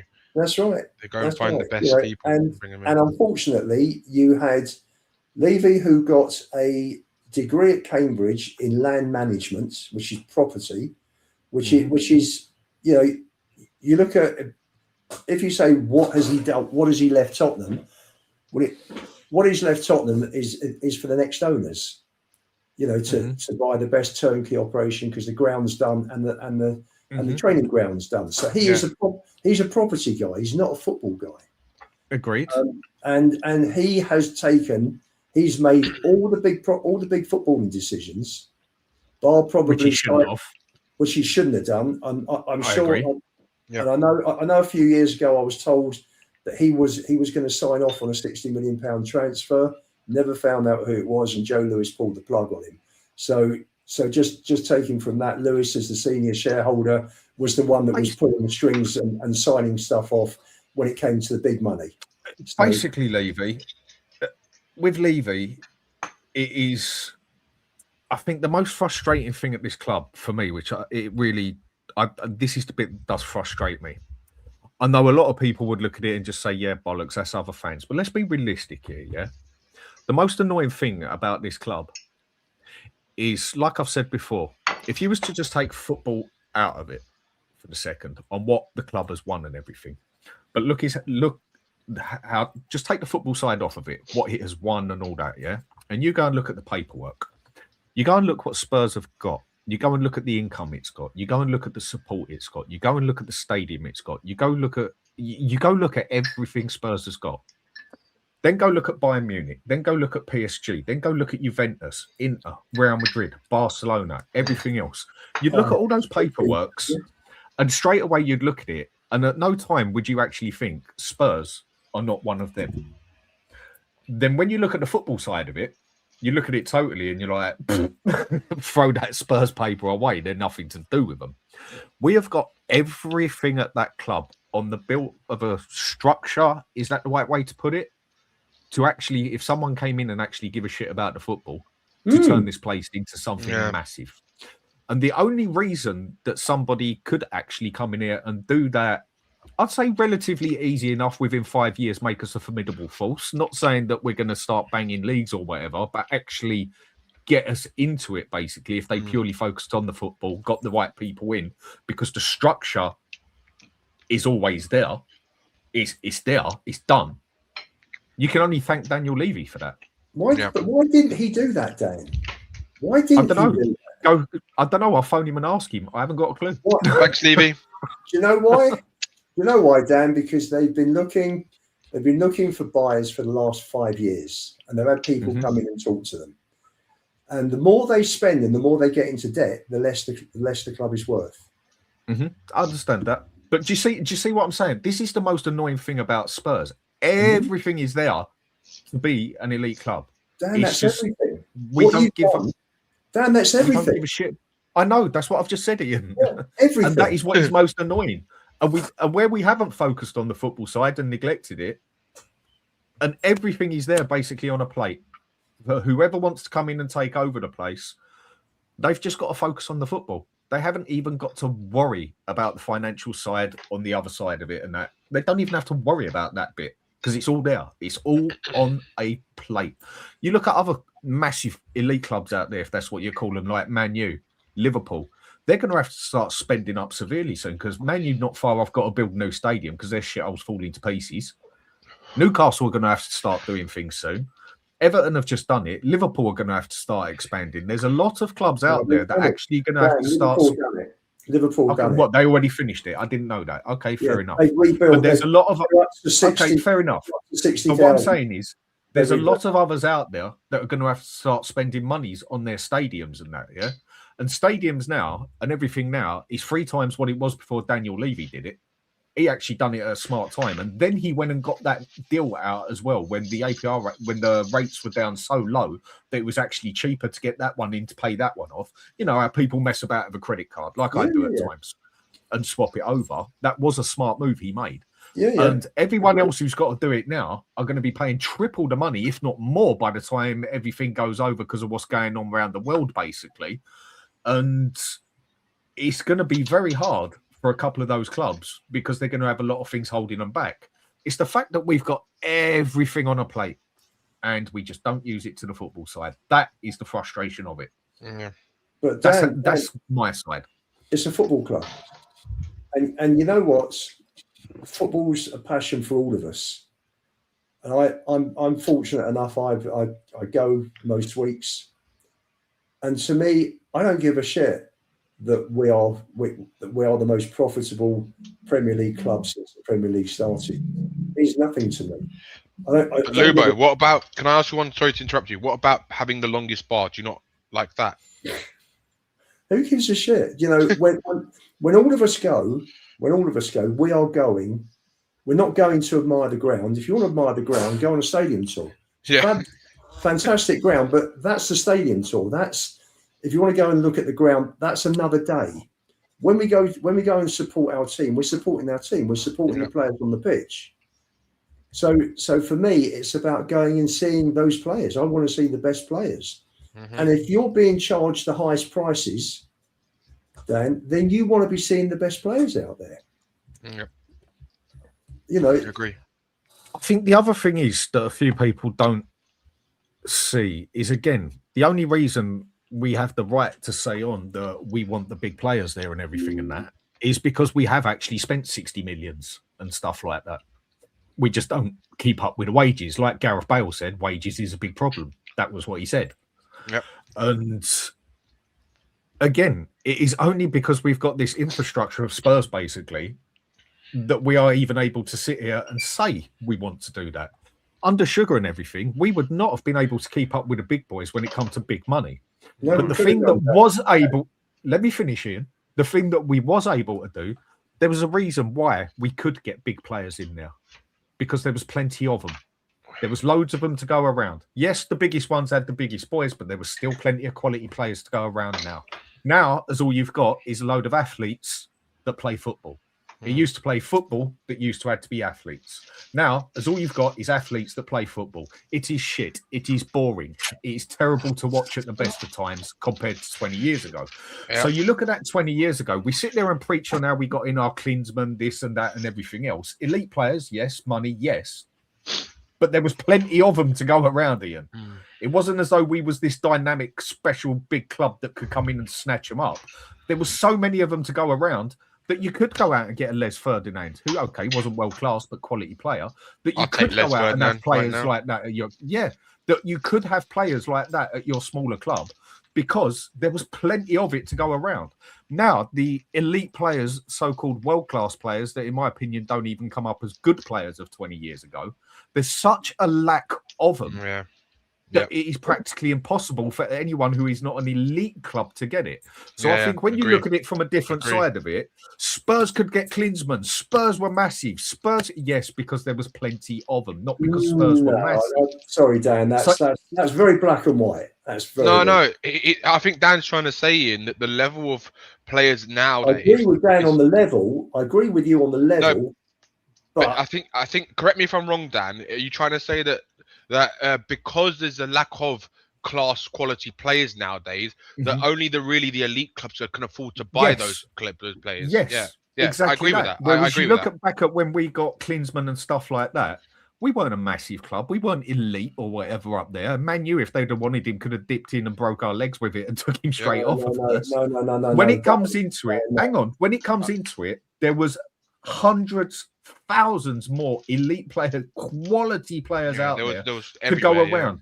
Even the small clubs could have quality players there. JJ Okocha, because there was quality players everywhere, yeah? Whereas now, it is so limited with the player quality that there is not enough to go around apart from at the elite clubs. I agree. Spurs were a financial powerhouse under Sugar. They had the money. Sugar could have put his hand in his pocket. They could have bought anybody they wanted, Tottenham, with him. So is that why we signed Klinsmann?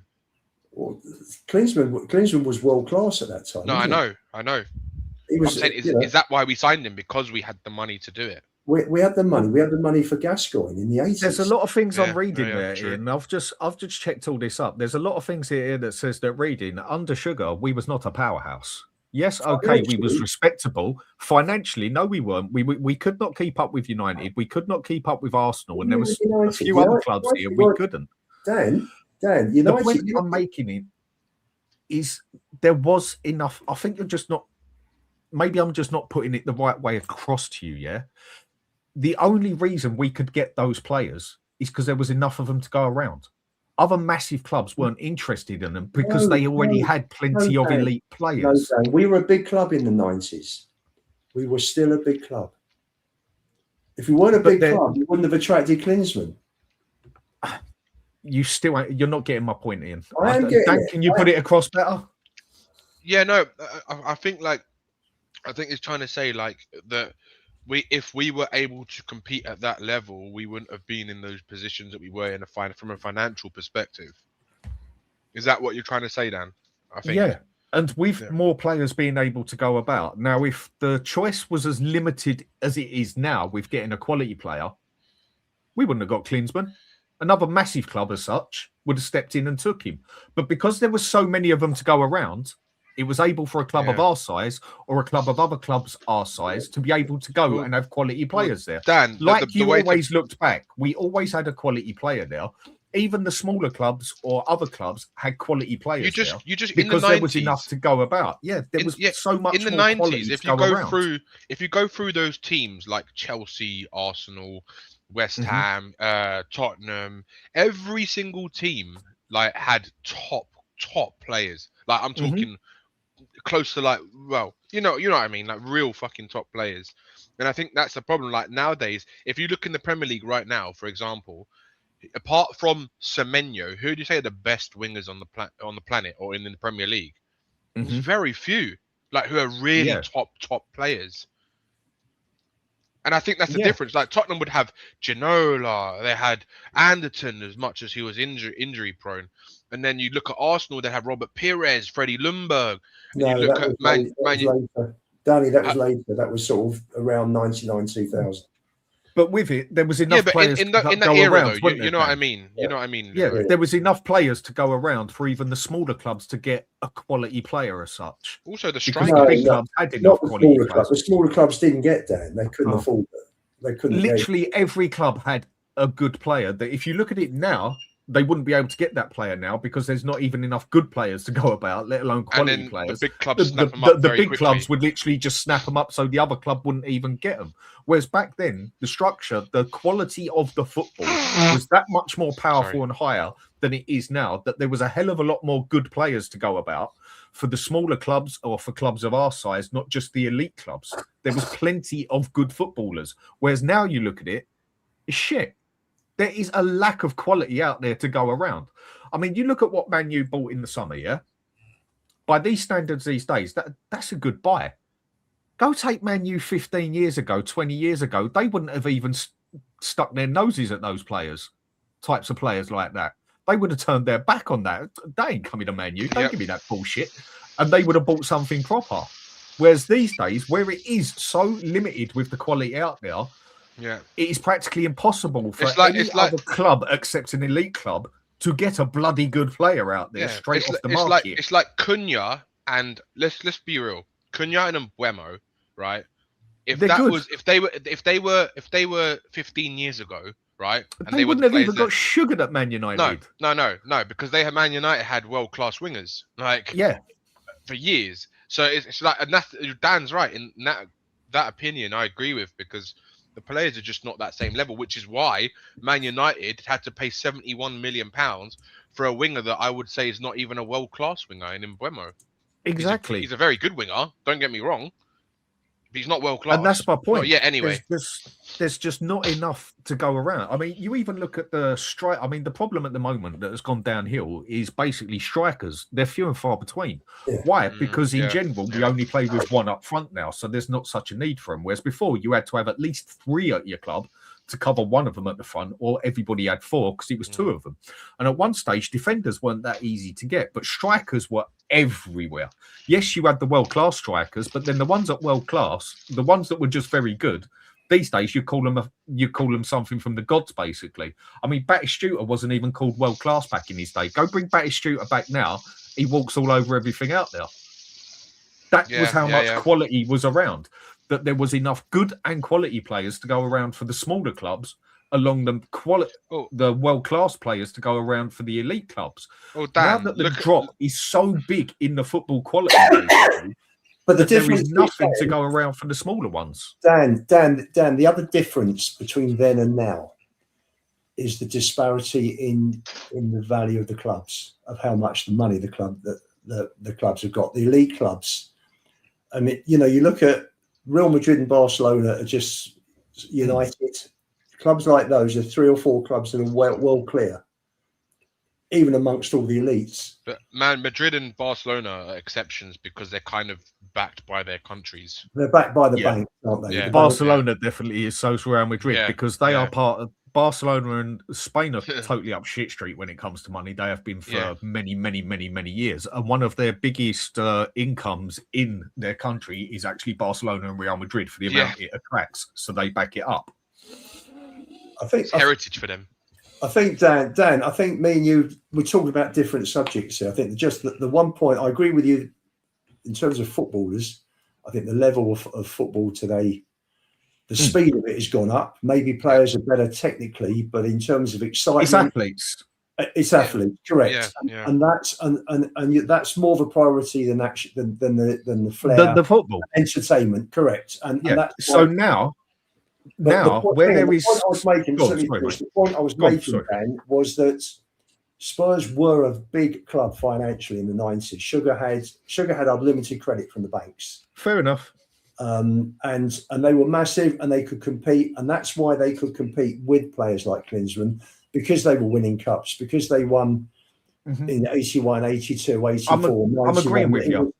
And when they won the UEFA Cup, Dan, that was for clubs that were 2nd, 3rd, and 4th. So that was apart from the Champions League.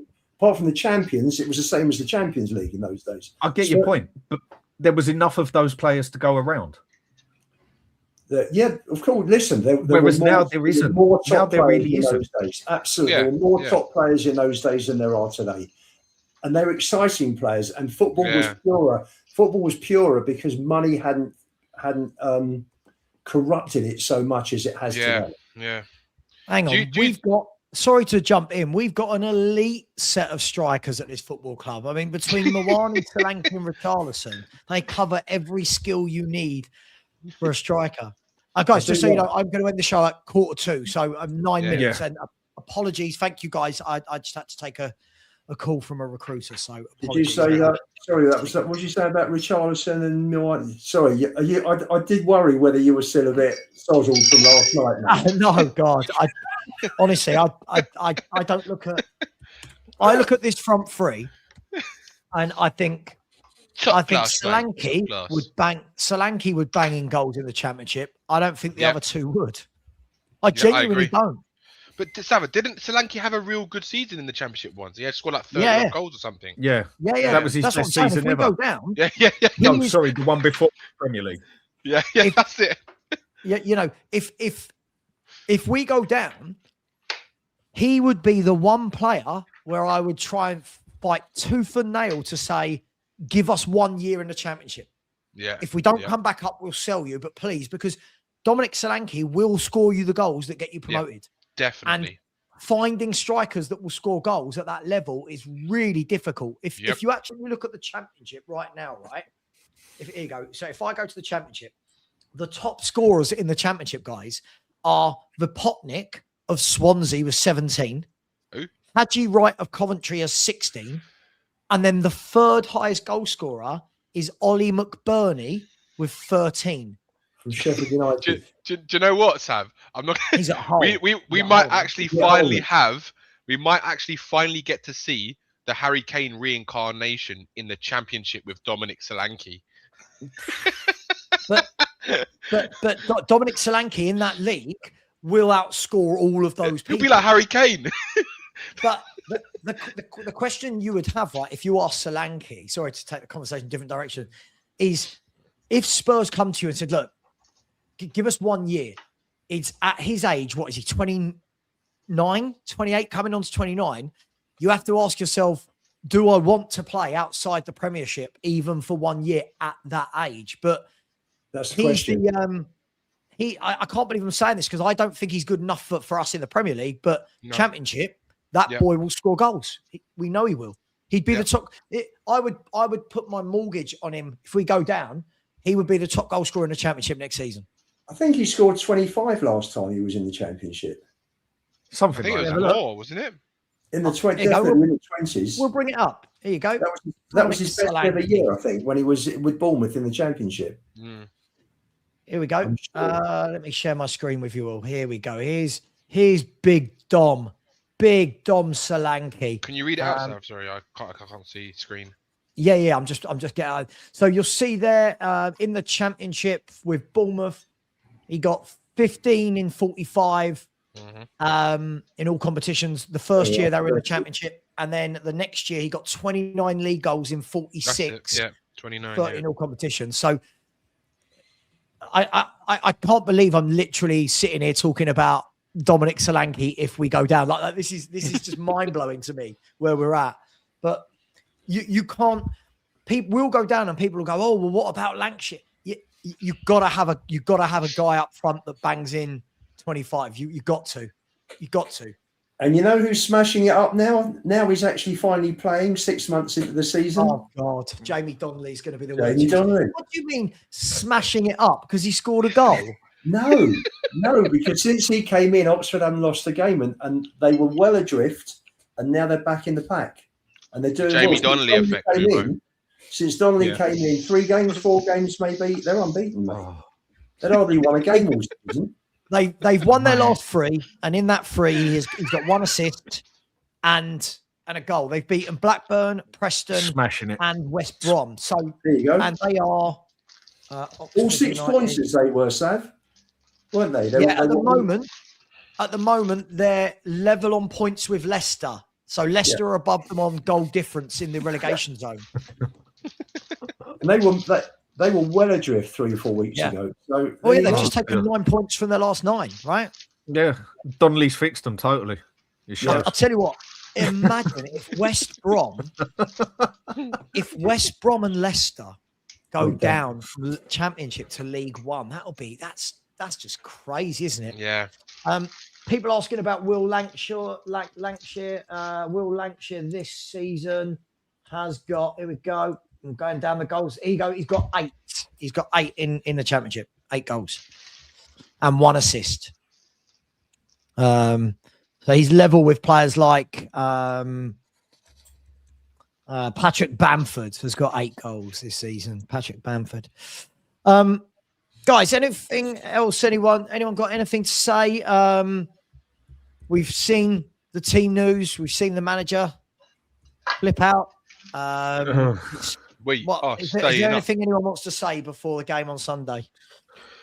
Let's just get it out of the way. Yeah. Who's going to be sitting watching it behind the sofa? It's going to be one of those, isn't it? I'll probably have it on in the background. Yeah, that's what I'm going to do. Either that or probably I'll let Savva watch it for me and listen to his side of the background. That's a good idea, Dan. I'll let Savva watch it for me, because if I'm going to be honest, take this as a compliment. I think you're actually better at listening to the football matches than the fucking dickheads who actually do it on the telly. I think you're actually better at it than them. Cheers, so mate. take it as a compliment. Take it as a compliment. I think they are useless on the telly when it comes to their what's it called? I agree. Commentating. I think their commentating is abysmal. Yeah, I agree. Martin Cloak. You all know Martin Cloak? Yeah. Martin Cloak has just said this. He said a month ago, at Spurs official, owners said they'd break the wage structure next season. In October, they apparently invested £100 million.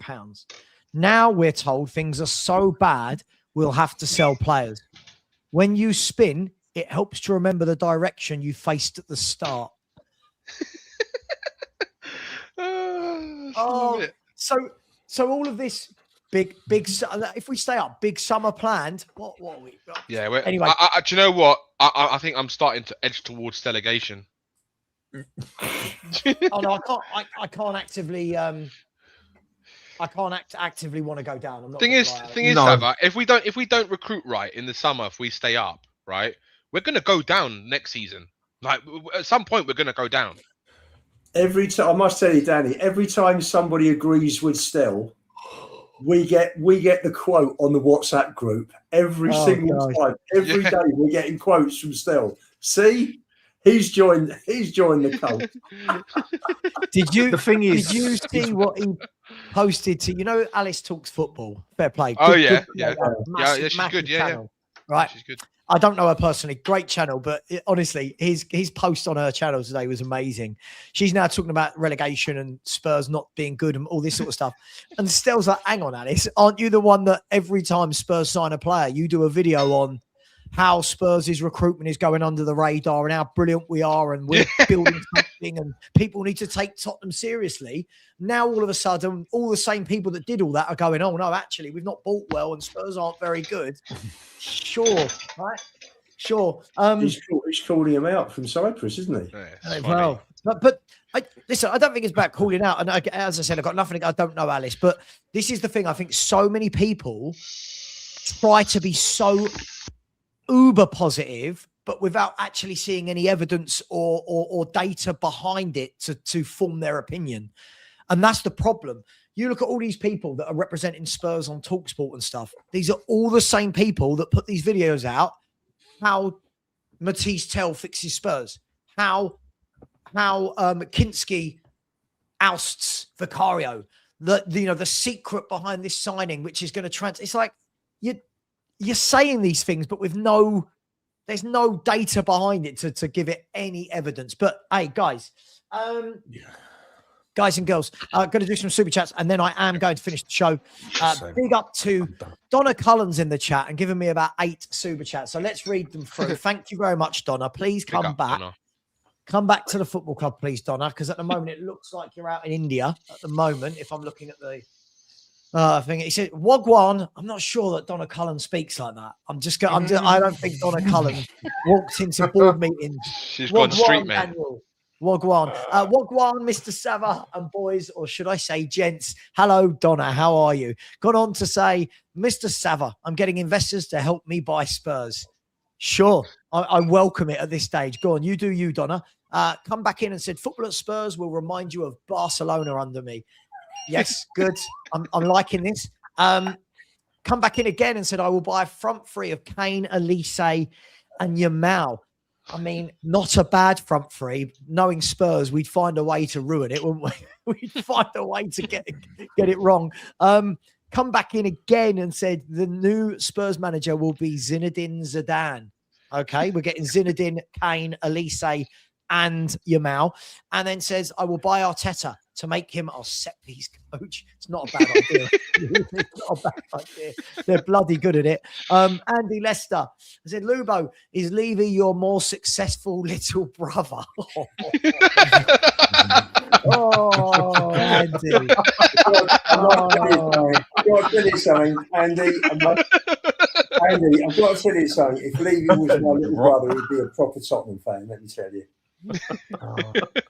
Lubo. Big up to you. Donna Cullen is now a member. I like this, Donna. All the money you're going to buy Spurs with, just invest it into super chats. Don't worry about Spurs. Just invest it into my channel. Big up Sounds like to Donna you. Cullen. Big up to David, just with a super sticker out there from Cornwall. Thank you very much. David's coming again. Said, Savva, are we in the championship next season? I think we might, as it stands. Yes, I think we are. Something's got to change, and at the moment, I'm not seeing it change. Can we be in the Premier League next season? We can be if we sort it out, but very quickly. What do the guys think? I think we've talked about this. Just quickly, guys, as it stands right now, guys, I think we go down. Lubo? Staying up. Staying up. Dan? Staying up. Staying up. Danny? You think, okay, 2 think we're gone. 2. But what I will say for everyone on this panel, we all want to stay up. We want to stay up. When I say I think we're going down, it's not that I want to go down. Big up to you. Thank you so much, David. Appreciate that. Andy Lester's come in with a super sticker. Thank you very much, Andy. Thank you for that and the funny comment. And then Donna's come back and said, Mr. Savva, will you accept the chairman post? No, I think the next chairman of this club needs to start with a clean slate. I don't think my name and face would quite fit the bill, but I'll be DOF. I'll be the director of football if you want, and we'll implement a plan. Where would Lubo's role be then, Sav? Lubo? Yeah. What would Lubo's role be? I think Lubo would. I'd give him the job of, they do the tours at the stadium. No, come on, Sam. Be I'd fair, let man. Lubo run that because he's got all the knowledge up there. I'd let him run You let Lubo be the scouts for the under-16s or something. He seems to always spot the good players. The problem is, Dan, the problem is that me and Savva would never agree, because he'd turn around and say, hang on a sec, I'll buy that player in 15 years' time. That's what we'd say. See, the difference between me and Lubo is I would want to build a team for now. He'd want to build a team for the year 2070. Do you know what I mean? Sav, you're looking at my team next season, mate. If we go down, I'm telling you. That's quite disheartening. Yes. If we got no money to spend in the summer, you're looking at all the kids next season. Yeah, so you can go down again. Seriously, no, you are, unfortunately. Donna's come back in again. So Mr. Lubo will coach kids like Donnelly and Gray. Yeah, to be fair, when he messaged me the other day, every time Donnelly does his laces up right, Lubo sends me a picture. And he said, Donkey scored today, didn't he? The old predicted text didn't help you out. He said, Donkey scored. Right typo error. Big up to you. Listen, guys, I'm going to leave it there. I'll see if anyone else is live. As all I'll say is, guys, we are 30 subscribers away from 25k. 30 subscribers. So please do subscribe there. Subscribe to the Spurs 5. Subscribe to the Hotspur Hood as well. Thanks, guys. Nice long show this morning. Spurs can't ruin our weekend tomorrow. I'm sure they'll find a way, even though we're not playing. But just quickly, last thing I'm going to ask while I'm setting up a redirect. Give me your score prediction, guys, for the game. We heard mine last night, 6-2 Liverpool. Before we do, did anyone confirm if Romero and they're both out as far as I know. They're out. Yeah, they gave themselves concussion. The pricks went butting each other. If I'm not wrong, guys, under the protocol, then if they miss today, won't they have to miss next weekend as well? No. Yeah, 10 days. 10 days, isn't it? Yes, I thought it was 10 days. Yeah, it is 10 days. Well, we played on the 10th, and we're playing Forest on the 22nd. So that'd be all right. Yeah, that'd be fine. So That's just days. All right. Because on the medical side, 10 days concussion, it's even like concussion. You have to take 10 days away from driving, everything basically, and that because they say you're not 100% with it, because concussion can also lead to seizures and everything else. Correct. So Lubo's gone 6-2. I love this. Danny K. I think 7-1 or 7-2. 7-2. Oh God, that gives me flashbacks of, didn't we lose to Newcastle 7-1 once? 6-1, wasn't it? 7-1. 7-1. Oh, it was 7-1. Yeah. 7-1. Okay, 7-1. I'm going. Oh, 7-2. Sorry, 7-2. 7-2. Yeah. 6-2. Danny, have you got anything slightly more positive? 3-1. Okay. And I've gone with 5-1 because if that 11 we put up earlier plays, they're going to destroy us.